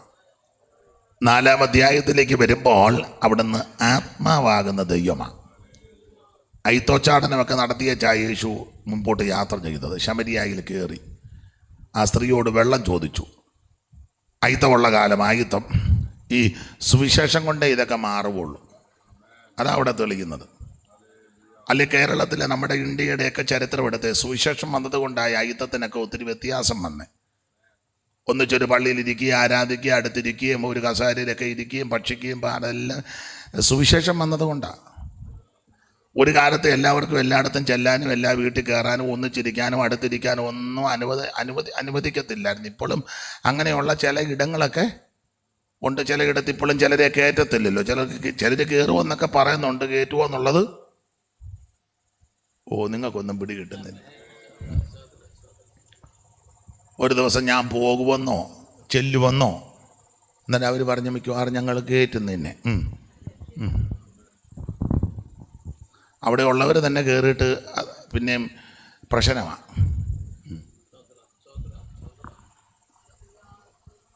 പക്ഷേ ഈ സുവിശേഷത്തിൻ്റെ വിശേഷത എല്ലാവരും ഒരുപോലെ കാണും. അതാ അതുകൊണ്ടാണ് കർത്താവ് ശമരിയിൽ ചെന്നത്. ആ സ്ത്രീയുമായിട്ട് സംസാരിച്ചു. ദൈവത്തിൻ്റെ മഹത്വം വിസ്തരിക്കുന്നില്ല. സുവിശേഷം കൊണ്ടേ ഇതൊക്കെ മാറുകയുള്ളൂ. എന്തെങ്കിലും മാറ്റം വന്നിട്ടുണ്ടെങ്കിൽ അത് സുവിശേഷം വന്നതുകൊണ്ടാണ്. അതെ, എന്തെങ്കിലും മാറ്റം വന്നിട്ടുണ്ടെങ്കിൽ അതിൻ്റെ മൂലകാരണം സുവിശേഷം വന്നതുകൊണ്ടാണ്. അതുകൊണ്ട് എന്തെങ്കിലും വ്യത്യാസങ്ങൾ ഉണ്ടാകണമെങ്കിൽ സുവിശേഷം കൊണ്ടേ നടക്കൂ. അതുകൊണ്ടാണ് ഇത് പറയുന്നത്, അല്ലാതെ ആരോടും വൈരാഗ്യം ഉണ്ടായിട്ടല്ല. ദൈവത്തിന് മഹത്വം. മനുഷ്യനെ മനുഷ്യനായി കാണുകയും ബഹുമാനിക്കുകയും ആദരിക്കുകയും ചെയ്യണം. കാരണം ഈ സുവിശേഷം പറയുന്നത് എന്നാണെന്നറിയാമോ? ഈ സുവിശേഷം പറയുന്നത് ഒരു മനുഷ്യൻ്റെ ആത്മാവ് ഭൂലോകത്തെക്കാൾ വിലയേറിയതാണ്. അതാ ഈ സുവിശേഷം പറയാൻ. അല്ലാതെ ഞങ്ങൾ ഇച്ചിരി കൂടിയ പുള്ളിക്കാരാ, അവർ കുറഞ്ഞതാ, മറ്റവർ താഴേക്കിടയിൽപ്പെട്ടതാ, ഇവരും അവരുമായിട്ട് സഹകരിക്കരുത്, മറ്റവർ പ്രത്യേക സ്ഥലത്ത് പോകും, ഇവരിന്ന സ്ഥലത്ത് അല്ലല്ല. സകല ആൾക്കാരുടെയും ആത്മാവ് വിലയേറിയതാണ്. സുവിശേഷം അതാ പറയുന്നത്, ഒരു മനുഷ്യൻ്റെ ആത്മാവ് ഭൂലോകത്തേക്കാൾ വിലയേറിയതാ. അതുകൊണ്ടാണ് നമ്മുടെയൊക്കെ സഭയിൽ ആര് വന്നാലും നമ്മൾ ഉൾക്കൊള്ളുന്നത്, ഇല്ലേ? അതെ, നിങ്ങൾ വന്ന് നോക്ക്, മറ്റുള്ളവർ വന്ന് നോക്ക്, ആര് വന്നാലും നമ്മൾ സ്വീകരിക്കുക, ഇല്ലയോ? മിണ്ടുന്നില്ല. അതെ, ഒരു ഭിക്ഷക്കാരൻ വന്നാലും കൈ കൊടുത്തവനെ ഇരുത്തണം. ഭിക്ഷക്കാരൻ അവൻ്റെ സാഹചര്യം കൊണ്ടാണ് ഭിക്ഷ എടുക്കുന്നത്. അവൻ്റെ ആത്മാവും വിലയേറിയതാണ്. ഉന്നതനായ ഒരു ഉദ്യോഗസ്ഥൻ വന്നാലും കൈ കൊടുത്ത് സ്വീകരിക്കണം. ആ മാന്യ വ്യക്തിയുടെയും ആത്മാവ് വിലയേറിയതാണ്. വടിയിലിരുന്ന് ഭിക്ഷ യാചിക്കുന്നവൻ്റെ ആത്മാവും ഉന്നത ഉദ്യോഗസ്ഥൻ്റെ ആത്മാവും ഈ വേദപുസ്തകം അത് രണ്ടും ഒരുപോലെ ആണെന്ന് നിങ്ങൾക്ക് വിശ്വാസമൊന്നുമില്ലെന്നാണ് എനിക്ക് തോന്നുന്നത്. അല്ല, ഒന്നുകൂടെ തെളിച്ച് പറയാം. യാതൊരു ഗതിയും ഗത്യന്തരവുമില്ലാതെ എല്ലാവരാലും വെറുക്കപ്പെട്ട് തള്ളപ്പെട്ട ഒരു വ്യക്തിയെ അങ്ങ് ചിന്തിച്ചു.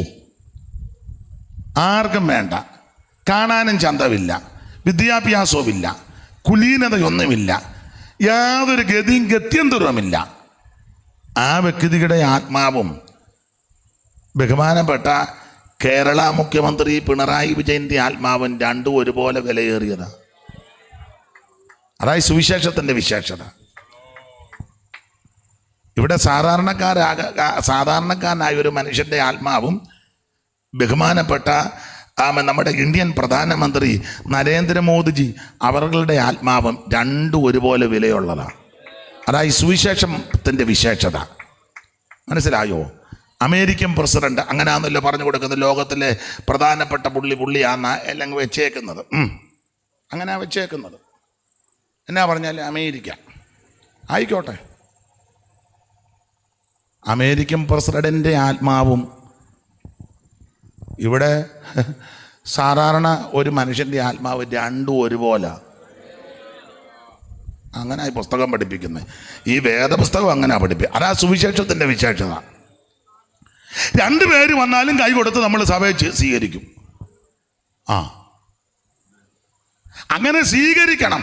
അങ്ങനെ സ്വീകരിക്കാത്ത ഏതേലും സഭയുണ്ടെങ്കിൽ അത് ദൈവസഭയല്ല, കള്ളന്മാരുടെ ഗുഹയാ.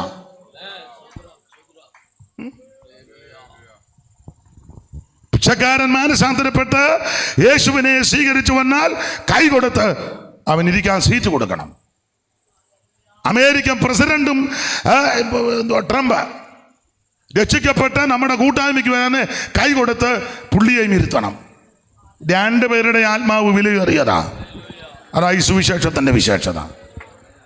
അല്ലാതെ പുള്ളിയുടെ ഇച്ചിരി മുഴുത്ത ആത്മാവും ഈ പുള്ളിയുടെ ഇച്ചിരി അല്ലല്ലല്ല. ഭൂലോകത്തെക്കാളധികം വിലയുള്ള നിന്റെ, ഭൂലോകത്തെക്കാളധികം വിലയുള്ള നിന്റെ ആത്മാവിനെ കരുതിടാഞ്ഞാൽ അന്തമെന്താകും? ആത്മാവിനെ കരുതിടാഞ്ഞാൽ അന്തമെന്താകും? അന്തമെന്താ ചിന്ത ചെയ്യുക സോദര വേഗം, അധികവാസം ഈകത്തിലില്ലേ ഒടുവിലെന്താകും? അധികവാസം ഈകത്തിലില്ലേ ഒടുവിലെന്താകും? മതി. അപ്പൊ ശ്രദ്ധിക്കുക, ഒരു മനുഷ്യന്റെ ആത്മാവ് ഭൂലോകത്തേക്കാൾ വിലയേറിയതാണ്. ആത്മരക്ഷ അതുകൊണ്ട് യേശുവിൽ കൂടി തന്നെയാണ്. ദൈവത്തിന് മഹത്വം ഉണ്ടാകട്ടെ. ആ 4-ാം അധ്യായത്തിൽ കാര്യങ്ങളെല്ലാം വ്യക്തമാക്കുന്നു. 5-ാം അധ്യായത്തിൽ സകല ദീനങ്ങളും വ്യാധികളും സൗഖ്യമാക്കുന്ന ദൈവമാണ്.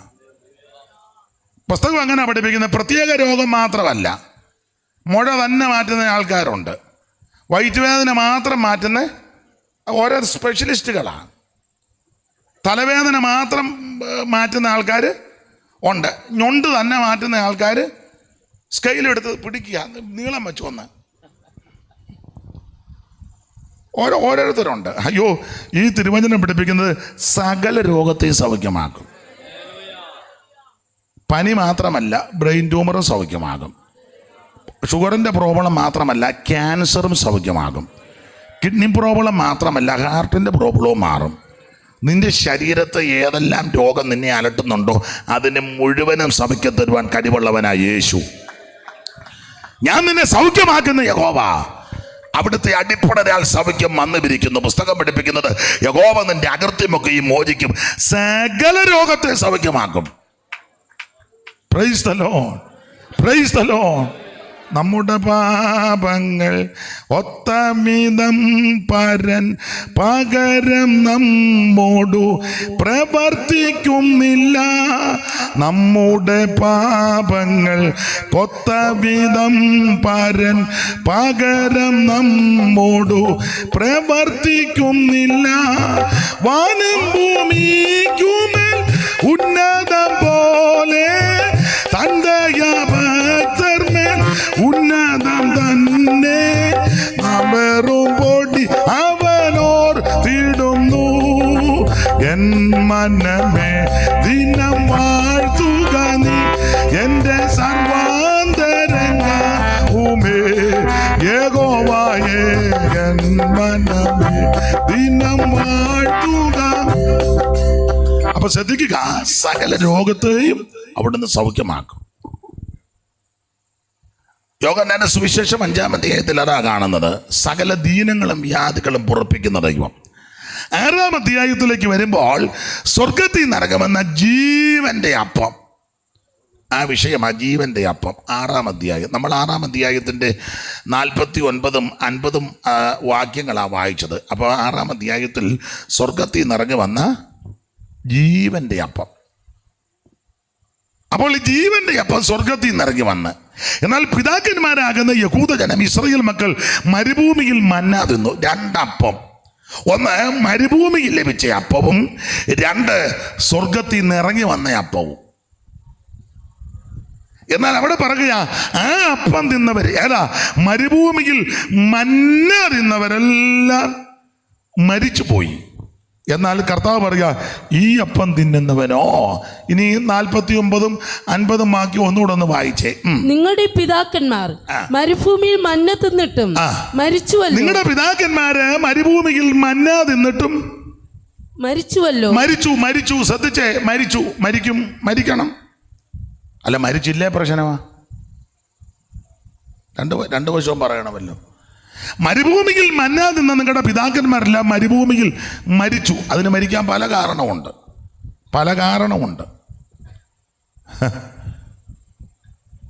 ഒരു കാരണം പറയാം, എല്ലാം എടുക്കാൻ നേരമില്ല. കൊരിന്ത്യർക്ക് എഴുതിയ 1-ാം ലേഖനം 10-ാം അധ്യായത്തിൻ്റെ 8-ാമത്തെ വാക്യം വായിച്ചേ. കൊരിന്ത്യ ലേഖനം കൊരിന്ത്യർക്ക് എഴുതിയ 1-ാം ലേഖനം 10-ാം അധ്യായത്തിന്റെ 8-ാമത്തെ വാക്യം. അവരിൽ ചിലർ പരസംഗം ചെയ്ത് ഒരു ദിവസത്തിൽ 23,000 പേർ വീണുപോയതുപോലെ വീണുപോയി. ഇനി 5-ാം വാക്യം വായിച്ചേ. 5. എങ്കിലും അവരിൽ മിക്കപേരിലും ദൈവം പ്രസാദിച്ചില്ല. അവരെ മരുഭൂമിയിൽ തള്ളിയിട്ടു വീണു പട്ടു. ഇങ്ങനെയൊക്കെയാ പദം. തെള്ളിയിട്ടു വീണു പട്ടു. അതിന് പല കാര്യമുണ്ട്.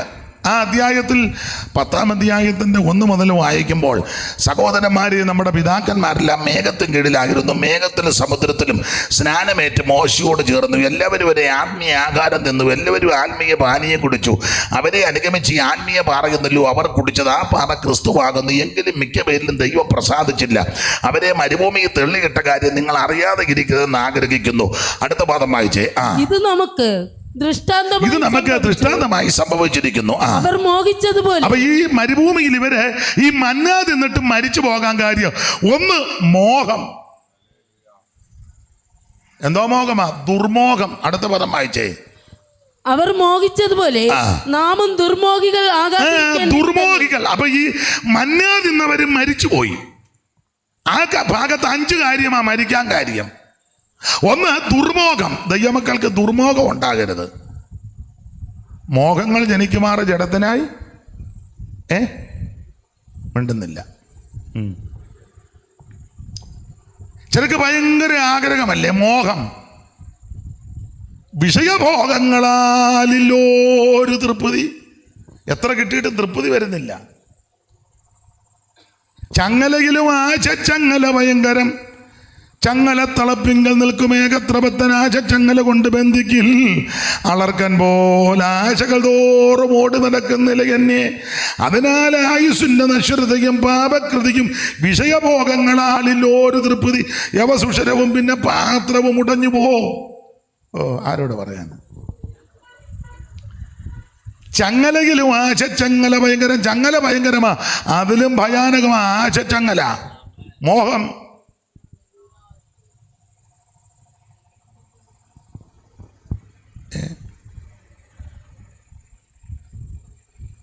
ചങ്ങലയിലും ചങ്ങല ഭയങ്കരം. ഞങ്ങളെ തളക്കുമെങ്കിൽ നിൽക്കും ഏകത്രപത്തൻ. ചങ്ങല കൊണ്ട് ബന്ധിക്കിൽ അളർക്കൻ പോൽ ആശകൾ തോറും ഓടി നടക്കുന്നില്ല എന്നെ. ചങ്ങല കൊണ്ട് ബന്ധിച്ചാൽ അളർക്കൻ എന്ന് പറഞ്ഞാൽ പേപ്പട്ടി. കുക്കുരം പട്ടി, കുക്കുടം കോഴി, അളർക്കൻ പേപ്പട്ടി.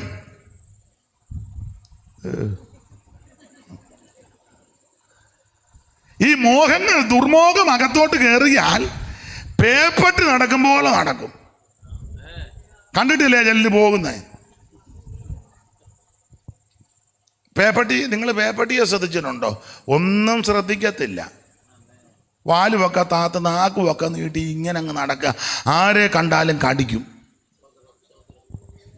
ചില ആൾക്കാർക്ക് മോഹവും ആഗ്രഹവും കയറിയ പേപ്പട്ടി പോകുമ്പോൾ വണ്ടി വരുന്നതും കാണുന്നില്ല, ഓട്ടോ വരുന്നതും കാണുന്നില്ല, സ്കൂട്ടറുകാരൻ വരുന്നതും കാണുന്നില്ല. ഇത് മെയിൻ റോഡാന്ന് പോലും മിണ്ടുന്നില്ല. വണ്ടിക്കാർ പെട്ടെന്ന് നിർത്തുക. ദൈവമേ, ഇത് ചെല്ലി വെക്കില്ല. ഇത് എവിടെ നിന്ന് ഇറങ്ങി? അയ്യോ, പേപ്പട്ടിയാ. കാരണം ഈ ആഗ്രഹവും മോഹവും അകത്തോട്ട് കയറിയിട്ട് ഇതെന്തുവാണെന്നും അവർക്ക് അറിയാൻ മേല. ചങ്ങല കൊണ്ട് ബന്ധിക്കിൽ അളർക്കൻ പോൽ ആശകൾ തോറും ഓടി നടക്കുന്നില്ല എന്നെ. അതിനാൽ ആയുസ്സിന്റെ നശ്വരതയും.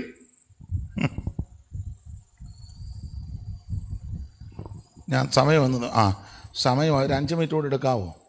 അതോ നിർത്തണോ? ഞാനന്ന് ഒന്നും തുടങ്ങിയില്ല. എന്നാലും നിങ്ങൾ ഇത്ര നേരം ഇരുന്ന് തരുന്നല്ലോ.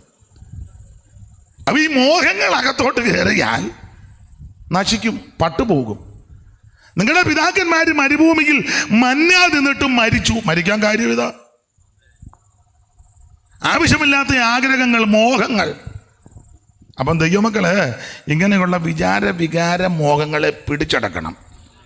ക്രിസ്തുവിൻ്റെ പരിജ്ഞാനത്തിന് വിരോധമായി വരുന്ന സകല വിചാരങ്ങളെയും ഉയർച്ചകളെയും പിടിച്ചടക്കണം. അത് സ്വയശക്തി കൊണ്ടൊക്കത്തില്ല, ആത്മശക്തി കൊണ്ടേ ഒക്കൂ. ആത്മശക്തി ഒന്നുകൂടെ ആർജിച്ചെടുക്കാനാ ഉപവാസവും പ്രാർത്ഥനയും കൂട്ടായ്മയും. അതിനായത് സ്വയശക്തി കൊണ്ടൊക്കത്തില്ല, കായബലം കൊണ്ടും ഒക്കത്തില്ല, പൊളിറ്റിക്കൽ ബലം കൊണ്ടും ഒക്കത്തില്ല, സാമുദായിക ബലം കൊണ്ടൊന്നും ഒക്കത്തില്ല. ദൈവശക്തി കൊണ്ടേ ഒക്കൂ. ആ ദൈവശക്തി വീണ്ടും ആർജിച്ചെടുക്കാനാ ഇങ്ങനെ ഉപവാസവും പ്രാർത്ഥനയും. ഈ ചൂടും പിടിച്ചല്ലേ പറയും, ഈ ചൂടും പിടിച്ച് ഇതുങ്ങളല്ല ഇവിടെ വന്നിരുന്ന് കടന്ന് ഈ കൊട്ടുകയും പാടുകയും ഇതുങ്ങൾക്ക് എന്നാ പറ്റി? അയ്യോ എൻ്റെ പൊന്ന് സഹോദര, ഞങ്ങളുടെ സ്വയം കൊണ്ട് ഞങ്ങൾക്ക് ഈ ലോകത്ത് ജീവിക്കാൻ ഒക്കത്തില്ല. ഞങ്ങൾക്ക് ദൈവശക്തി ആവശ്യമാണ്. ചിലർക്ക് ഇത് പോഷത്വമായിട്ട് തോന്നും. ഇത് പോഷത്വമായിട്ട് ഈ ചൂടും പിടിച്ച് ഇതുങ്ങൾക്കൊക്കെ. ഇന്നാളൊരാൾ പറഞ്ഞു, ഇതുങ്ങൾക്കൊന്നും കുടുംബത്തൊന്നും ഒരു പണിയില്ലേ എന്ന്. വേറെ ചില പറഞ്ഞ ഒരു ജോലിയില്ലാത്ത കുറേ അവന്മാർ. അല്ലല്ല, എല്ലാവർക്കും ബന്ധപ്പാടുള്ളതാണ്. പിന്നെ ഞങ്ങൾ ഈ സമയം കണ്ടെത്തി ഇരിക്കുന്ന ഞാൻ ചോദിച്ചാൽ, സ്വയശക്തി കൊണ്ടും കായബലം കൊണ്ടും ഒന്നും ഒക്കത്തില്ല, ദൈവശക്തി കൊണ്ടേ ഒക്കൂ. അത് കുറച്ചുകൂടെ ഒന്നിച്ചിരുന്ന് പാടി പ്രാർത്ഥിച്ചിരിക്കുമ്പോൾ പ്രത്യേക ദൈവശക്തി ദൈവം ഞങ്ങളുടെ മേൽ പകരും. ആ ശക്തിയാലാണ് ഞങ്ങൾ നടത്തപ്പെടുന്നത്. കൊച്ചുകുഞ്ഞുപദേശി പാടിയൊരു പാട്ടിന് വരിയുണ്ട്, പരിശുദ്ധാത്മാവിൻ്റെ സഹായം കൂടാതെ പരിശുദ്ധ ജീവിതം സാധ്യമല്ല. പരിശുദ്ധാത്മാവിൻ്റെ സഹായം കൂടാതെ പരിശുദ്ധ ജീവിതം സാധ്യമല്ല. ശ്രദ്ധിച്ചേ, പരിശുദ്ധാത്മാവിൻ്റെ സഹായമില്ലാതെ ഒക്കത്തില്ല. നിങ്ങളുടെ പിതാക്കന്മാര് മരുഭൂമിയിൽ മന്ന തിന്നിട്ടും മരിച്ചു. മരിക്കാൻ വിശദീകരിക്കുന്നില്ല. മരിക്കാനുള്ള ഒന്നാമത്തെ കാരണം ദുർമോഹം. എന്ത് കണ്ടാലും അങ്ങ് ആഗ്രഹമുള്ള ആൾക്കാരുണ്ട്. എന്ത് കണ്ടാൽ ചില വീട്ടിലൊന്നും കൊണ്ടുചെല്ലാനൊക്കത്തില്ല. അവിടെ ഇരിക്കുന്ന എല്ലാം അങ്ങ് ആഗ്രഹം. ഇതെവിടെ നിന്നാ ഇത് മേടിച്ച്? നല്ലതാണല്ലോ, ഇത്ര വേറെ ഉണ്ടോ? ഒരെണ്ണം കൂടെ എടുക്കാൻ.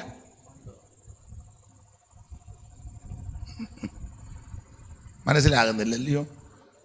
ഭയങ്കര മോഹങ്ങളാണ്. ആരെങ്കിലും ഒരാൾ മൊബൈലുമായിട്ട് വന്നാൽ അതെടുത്ത് നോക്കുക. ഇരിക്കുമ്പോഴേ നോട്ടം മൊബൈലില്ല. അടുത്തിരിക്കുന്നതിനെ വിളിച്ച് കാണിക്കും. എന്നുവെച്ച് പിന്നെ ഇടപെടുമ്പം അതെടുത്ത് വെച്ച് ഇതെവിടെ നിന്നാ? വെളിയിൽ നിന്നാന്നോ? പെരയ്ക്കകത്തുണ്ടാക്കുകയല്ലോ. അങ്ങ് മോഹങ്ങളാണ്. അയ്യോ, ഇങ്ങനെയുള്ള മോഹങ്ങളകത്ത് കണ്ടമാനം വന്നു കഴിയുമ്പോൾ പട്ടുപോകുമെന്ന്. നിങ്ങളുടെ പിതാക്കന്മാർ മരുഭൂമിയിൽ മന്ന തിന്നു എന്നിട്ടും മരിച്ചു. അതിനുള്ള ഒരു കാരണം ഇതാ. പിന്നെ താഴോട്ട് ധാരാളം കാര്യമുണ്ടല്ല, ഞാൻ വിവരിക്കുന്നില്ല. 5 കൂട്ടം കാര്യം അവിടെ എഴുതിയിട്ടുണ്ട്. ദൈവത്തെ കൂടാതെയുള്ള ആരാധനയും ഒന്നും വായിക്കണ്ട. പരസംഗവും ദൈവത്തെ പരീക്ഷിക്കുന്നു. ഒടുവിലായിട്ട് എഴുതുന്നുണ്ട് പിറുപിറുപ്പ്. അതുകൊണ്ടൊക്കെയാണ് മരുഭൂമിയിൽ മന്ന തിന്നിട്ട് മരിച്ചു പോയത്. മന്ന തിന്ന പലരും മരുഭൂമിയിൽ മരിച്ചു വീണപ്പോൾ യേശുക്രിസ്തു പറയുക, ഇതോ തിന്നുന്നവൻ ഒരു നാളും മരിക്കത്തില്ല എന്ന് പറഞ്ഞാൽ നിത്യജീവൻ കിട്ടുമെന്നാ പറഞ്ഞ എൻ്റെ അർത്ഥം. എന്നെ കേൾക്കുന്ന പ്രിയരെ, നിത്യജീവൻ കിട്ടാൻ എന്തോ ചെയ്യണം? ഒറ്റ വാക്ക് പറഞ്ഞ് അവസാനിപ്പിക്കാം. ദൈവത്തിന് മരിക്കാതിരിക്കാൻ എന്നാ ചെയ്യണം? എല്ലാവർക്കും ആഗ്രഹമാണ് മരിക്കാതിരിക്കാൻ നമ്മൾ ഒത്തിരി കാര്യമൊക്കെ ചെയ്യുന്നുണ്ട്. ചിലർ വെളുപ്പിനെ എഴുന്നേറ്റ് നടക്കുന്ന കാണാം. ഭാര്യയും ഭർത്താവും കൂടെ, പുള്ളിയുടെ കയ്യിലൊരു വടിയൊക്കെ ഉണ്ട്, പട്ടിയെ തല്ലാനാ. 2 പേരൂടെ നടക്കുക. അതിൻ്റെ ഉദ്ദേശം ഇതാ, ഉടനെ എങ്ങും മരിക്കരുത്, കിടപ്പിലാകരുത്. ചില മരിക്കാതിരിക്കാൻ ഭക്ഷണത്തിലൊക്കെ ഒത്തിരി ക്രമീകരണം നല്ലതാ, തെറ്റൊന്നുമില്ല. നാളെ ഒരാൾ പറഞ്ഞു, എനിക്കത് വേണ്ട, പെട്ടെന്നൊന്നും ചാകുന്നില്ലെന്ന്. മരിക്കാതിരിക്കാനാ. ചില മധുരമെല്ലാം അങ്ങ് പാടെ വർജിച്ചു. അതിന് മൂലകാരണം പഠിച്ചാൽ മരിക്കാതിരിക്കാനാ. കാരണം ഇത് തിന്ന് പെട്ടെന്ന് ഷുഗർ കൂടി കുറച്ച് മുറിച്ചോ അല്ലെ അങ്ങേയറ്റം പറ്റി പെട്ടെന്ന് പോകണ്ട. നാളൊരാൾ പറഞ്ഞു പെട്ടെന്ന് പോകുന്നില്ലെന്ന്, അതുകൊണ്ടാണ്. മരിക്കാതിരിക്കാനാ. വേറെ ചിലർ മരിക്കാതിരിക്കാൻ ധാരാളം മരുന്ന് കഴിക്കുന്നുണ്ട്. മരിക്കാനാണെങ്കിൽ മരുന്ന് കഴിക്കണ്ടല്ലോ, പെട്ടെന്ന് പോകരുതോ? ഈ മരുന്നെല്ലാം വേറൊരാൾ ഭക്ഷണം കഴിച്ചപ്പം വേറെ മരുന്ന് കഴിച്ചപ്പോൾ ചോദിച്ചാൽ അതെന്തുവാ? നിങ്ങളറിയാത്തൊരു ഭക്ഷണം എനിക്കുണ്ടെന്ന്. അങ്ങനല്ലേ പുസ്തകത്തിൽ വാക്യം? നിങ്ങളറിയാത്ത ഒരു ആഹാരം ആയിക്കോട്ടെ. ചിലരെ ചോറിനേക്കാളും കൂടുതൽ ഗുളികയാണ് കഴിക്കുന്നത്. ഇതെല്ലാം കാരണം മരിക്കാതിരിക്കാനാ. ഞാനതിനെ എതിർക്കുന്നില്ല. എന്നാൽ വേദപുസ്തകത്തിൻ്റെ വെളിച്ചത്തിൽ മരിക്കാതിരിക്കാൻ എന്നാ ചെയ്യണം? 2-3 കാര്യം പറഞ്ഞ് നിർത്താം. ഒന്ന് വായിച്ചേ. ഉൽപ്പത്തി പുസ്തകം 42-ാം അധ്യായത്തിൻ്റെ 1-2 പെട്ടെന്ന് വായിച്ചാട്ടെ. പെട്ടെന്ന് വായിച്ചോ, നിർത്താൻ പോവുക. ഉൽപ്പത്തി പുസ്തകം 42-ന്റെ 1-2 പെട്ടെന്ന് വായിര്. മരിക്കാതിരിക്കാൻ എന്നാ ചെയ്യണം? മിസ്രൈമിൽ ധാന്യമുണ്ടെന്ന് യാക്കോബ് അറിഞ്ഞപ്പോൾ, മിസ്രൈമിൽ ധാന്യമുണ്ടെന്ന് യാക്കോബ് അറിഞ്ഞപ്പോൾ തന്റെ പുത്രന്മാരോട് നിങ്ങൾ തമ്മിൽ തമ്മിൽ നോക്കി നിൽക്കുന്നത് എന്ത്? മിസ്രൈമിൽ ധാന്യമുണ്ടെന്ന് ഞാൻ കേട്ടിരിക്കുന്നു. അടുത്തത്, നാം മരിക്കാതെ ജീവിച്ചിരിക്കേണ്ടതിന് അവിടെ ചെന്ന് അവിടെ നിന്ന് നമുക്ക് ധാന്യം ശ്രദ്ധിച്ചേ. മരിക്കാതിരിക്കാൻ ചെയ്യേണ്ട ഒന്നാമത്തെ കാര്യം യാക്കോബ് തന്റെ പിള്ളേരോട് പറയുക, നാം മരിക്കാതെ ജീവിച്ചിരിക്കേണ്ടതിന് നിങ്ങൾ മിസ്രയീമിൽ ചെന്ന് ധാന്യം കൊണ്ടുവരണം. വിശദീകരിക്കുന്നില്ല. മിസ്രയീമിൽ ചെന്ന് ധാന്യം കൊണ്ടുവരണമെന്ന് പറഞ്ഞതിൻ്റെ ആത്മീയ അർത്ഥവും കൂടെ പറയാം. വെളിപ്പാട് പുസ്തകം 11-8 വായിച്ചേ. മിസ്രയീം എന്തുവാ ആത്മീയമായിട്ട് പറയുമ്പോൾ? 11-8 വെളിപ്പാട് പുസ്തകം 11-8 വാക്യം പെട്ടെന്ന്. അവരുടെ കർത്താവ് ക്രൂശിക്കപ്പെട്ടതും ആത്മീകമായി സോദോം എന്നും മിസ്രൈം എന്നും പേരുള്ളതുമായ മഹാനഗരത്തിന്റെ വീതിയിൽ അവരുടെ ശവം കിടക്കും എന്ന് പറഞ്ഞാൽ, ആത്മീകമായി മിസ്രയീം എന്ന് പേരുള്ള മഹാനഗരത്തിന്റെ വീഥികളിൽ അവരുടെ ശവം കിടക്കും എന്ന് പറഞ്ഞാൽ അവരുടെ കർത്താവ് ക്രൂശിക്കപ്പെട്ട ഇടം. അപ്പൊ ആത്മീകമായി മിസ്രയീം എന്ന് പറഞ്ഞാൽ യേശു ക്രിസ്തു ക്രൂശിക്കപ്പെട്ട സ്ഥലമാണ്. അങ്ങനെയെങ്കിൽ ഇങ്ങനെ ചിന്തിച്ചോ, മരിക്കാതിരിക്കാൻ എന്തോ ചെയ്യണം? ക്രൂശിന്റെ ചുവട്ടിൽ ചെന്ന് യേശുവിനെ രക്ഷിതാവായി സ്വീകരിക്കണം. മറ്റൊരുത്തനും രക്ഷയില്ല, യേശു മാത്രമായ രക്ഷകൻ. നിനക്ക് നിത്യജീവൻ ലഭിക്കുവാൻ എന്നേക്കും ജീവിച്ചിരിക്കാൻ ചെയ്യേണ്ട പ്രധാനപ്പെട്ട ഘടകം ക്രൂശിന്റെ ചുവട്ടിൽ വന്ന് യേശുവിനെ രക്ഷിതാവായി സ്വീകരിക്കണം. 2 പേരും യേശുവിൻ്റെ അടുത്താ, പക്ഷെ ഒരുത്തനെ രക്ഷപ്പെട്ടുള്ളൂ. ഒരുത്തനെ 2 പേരും ചേർന്ന് കിടക്കുക അടുത്തടുത്താ. അടുത്ത് കിടന്നതുകൊണ്ട് കാര്യമായില്ല, ഏറ്റു പറയണം. മറ്റവൻ അടുത്ത് കിടന്ന് ദൂഷിക്കുകയാ ചെയ്തത്. നീ ദൈവമാണെങ്കിൽ നിന്നെയും രക്ഷിക്കുക, ഞങ്ങളെയും കൂടെ എങ്ങനെയും താഴെ ഇറക്കാൻ. അന്നേരം മറ്റവൻ ഇച്ചിരി വെളിവുള്ളവനാ. അവൻ പറഞ്ഞടാ, മുടിഞ്ഞവൻ അങ്ങനെ എഴുതിയിട്ടില്ല, മുടിഞ്ഞവനെ ആണ് കയറിയിട്ട് നീ ഒതുങ്ങുകയല്ലേടാ. നമ്മൾ എന്തെല്ലാം തോന്നിവാസം ചെയ്തതിൻ്റെ ശിക്ഷയായിട്ടായി ഊശയിൽ ഇങ്ങനെ തൂങ്ങി കിടക്കുന്നത്. ഈ നീതിമാൻ ഒന്നും ചെയ്തിട്ടില്ല, അവൻ അത്രയും വെളിവുണ്ടായിരുന്നു. ഈ നീതിമാൻ ഒന്നും ചെയ്തില്ല, നാ കിടക്കടാന്ന് പറഞ്ഞു. ചാകാന്തരത്ത് നീ തോന്നിവാസം പറയുകയെന്ന് നാ കിടക്കും. ഈ നീതിമാൻ ഒന്നും ചെയ്തിട്ടില്ല. പറഞ്ഞു നിർത്തിയ ചവൻ പറഞ്ഞു, യേശുവേ നീ രാജത്വം പ്രാപിച്ചവനെ എന്നെയും കൂടെ ഓർക്കണം. അപ്പൊ അവന് ബോധ്യപ്പെട്ടു, അവിടുന്ന് രാജാവാ, അവിടുന്ന് വീണ്ടും തിരിച്ചു വരും, അവിടുന്ന് രക്ഷകനാ. ആ ക്രൂശിൽ കിടന്നവൻ യേശുവിനെ രക്ഷിതാവായി അംഗീകരിച്ചു. അതുകൊണ്ടാണ് കർത്താവ് പറഞ്ഞത്, ഇന്ന് നീ എന്നോടുകൂടെ പർദീസാകില്ല. അപ്പോൾ ക്രൂശിൻ്റെ ചുവട്ടിൽ വന്ന് യേശുവിനെ രക്ഷിതാവായി സ്വീകരിക്കണം. രക്ഷ തേടി ദൂരോട്ടൊന്നും പോകണ്ട, രക്ഷ അടുത്തല്ലേ, സമീപത്താ. ഞാനിങ്ങനെ പറയുന്നത്, പെട്ടകം ഇത്രയും കനമേ ഉള്ളൂ, പലകയുടെ കനം. ആ പലകയുടെ വെളിയിലെ വെള്ളം ന്യായവിധി, അകത്ത് രക്ഷ. രക്ഷയ്ക്കും ന്യായവിധിക്കും ഇടയിലൊരു എൻ്റെ ഇത്ര ഇഞ്ച് കനമുള്ള പലകയേ ഉള്ളൂ. ഇതിന് വെളിയിൽ ന്യായവിധി, അകത്ത് രക്ഷ. രക്ഷ ദൂരത്തല്ല, അടുത്താ. ഇന്ന് രാത്രി നീ രക്ഷിക്കപ്പെടണം, യേശു ക്രിസ്തുവിനെ രക്ഷിതാവായി സ്വീകരിക്കണം. അതുകൊണ്ട് മരിക്കാതിരിക്കാൻ ചെയ്യേണ്ടത് ഒന്ന്, ക്രൂശിൻ്റെ ചുവട്ടിൽ വന്ന് യേശുവിനെ രക്ഷിതാവായി സ്വീകരിക്കണം. അതിന് 5 പൈസ മുടക്കണ്ട, ഇരിക്കുന്ന ഇടത്തിൻ്റെ ഒരൊറ്റ പ്രാർത്ഥന പ്രാർത്ഥിച്ചാൽ മതി, എൻ്റെ യേശുവെ എന്നെ രക്ഷിക്കണം. 2 കാര്യമൂടെ പറഞ്ഞ് നിർത്താം. മരിക്കാതിരിക്കാൻ എന്നാ ചെയ്യണം? മരിക്കാതിരിക്കാൻ ഒരു വാക്യം വായിച്ച ഉൽപ്പത്തി പുസ്തകം 3-ാം അധ്യായത്തിൻ്റെ 3-ാം വാക്യം വായിച്ചു.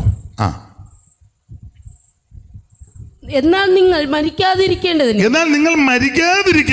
തോട്ടത്തിന്റെ നടുവിലുള്ള വൃക്ഷത്തിന്റെ ഫലം തിന്നരുത്. അതാ മരിക്കാതിരിക്കാൻ അതാ ചെയ്യേണ്ടത്. തോട്ടത്തിന്റെ നടുവിലുള്ള വൃക്ഷത്തിന്റെ ഫലം തിന്നരുത്. തിന്നരുത്, അത് മതി. അരുത്. ഈ വേദപുസ്തകം നിങ്ങൾ വായിച്ചാൽ അരുത് അരുത് അരുതെന്ന് ധാരാളം കാര്യങ്ങൾ പറഞ്ഞിട്ടുണ്ട്. കൊല ചെയ്യരുത്, വ്യഭിചാരം ചെയ്യരുത്, മോഷ്ടിക്കരുത്, കള്ളസാക്ഷ്യം പറയരുത്, കൂട്ടുകാരൻ്റെ യാതൊന്നും ഇങ്ങനെയൊക്കെയാ അരുത്. അപ്പോൾ ഇതിൻ്റെ എല്ലാം ഒറ്റവാക്കി പറഞ്ഞാൽ വേർപാട് പാലിക്കണം. മരിക്കാതെ ജീവിച്ചിരിക്കാൻ ചെയ്യേണ്ട 2ാമത്തെ കാര്യം കർക്കശമായി വേർപാട് പാലിക്കണം. പാപത്തോടും ലോകത്തോടും ലോക ഇമ്പങ്ങളോടും ലോക ആഡംബരങ്ങളോടും ലോകമോഹങ്ങളോട് വിരക്തി തോന്നി വേർപാട് പാലിക്കുന്ന ദൈവകുഞ്ഞുങ്ങൾ എന്നേക്കും ജീവിച്ചിരിക്കും. ഇന്ന് രാത്രി ആ സമർപ്പണത്തോടെ വേണം നമ്മൾ ഈ യോഗം കഴിഞ്ഞ് മടങ്ങിപ്പോകാൻ. ഞാൻ എൻ്റെ വാക്ക് നിർത്തുക. ദൈവത്തിൻ്റെ മഹത്വം. ധാരാളം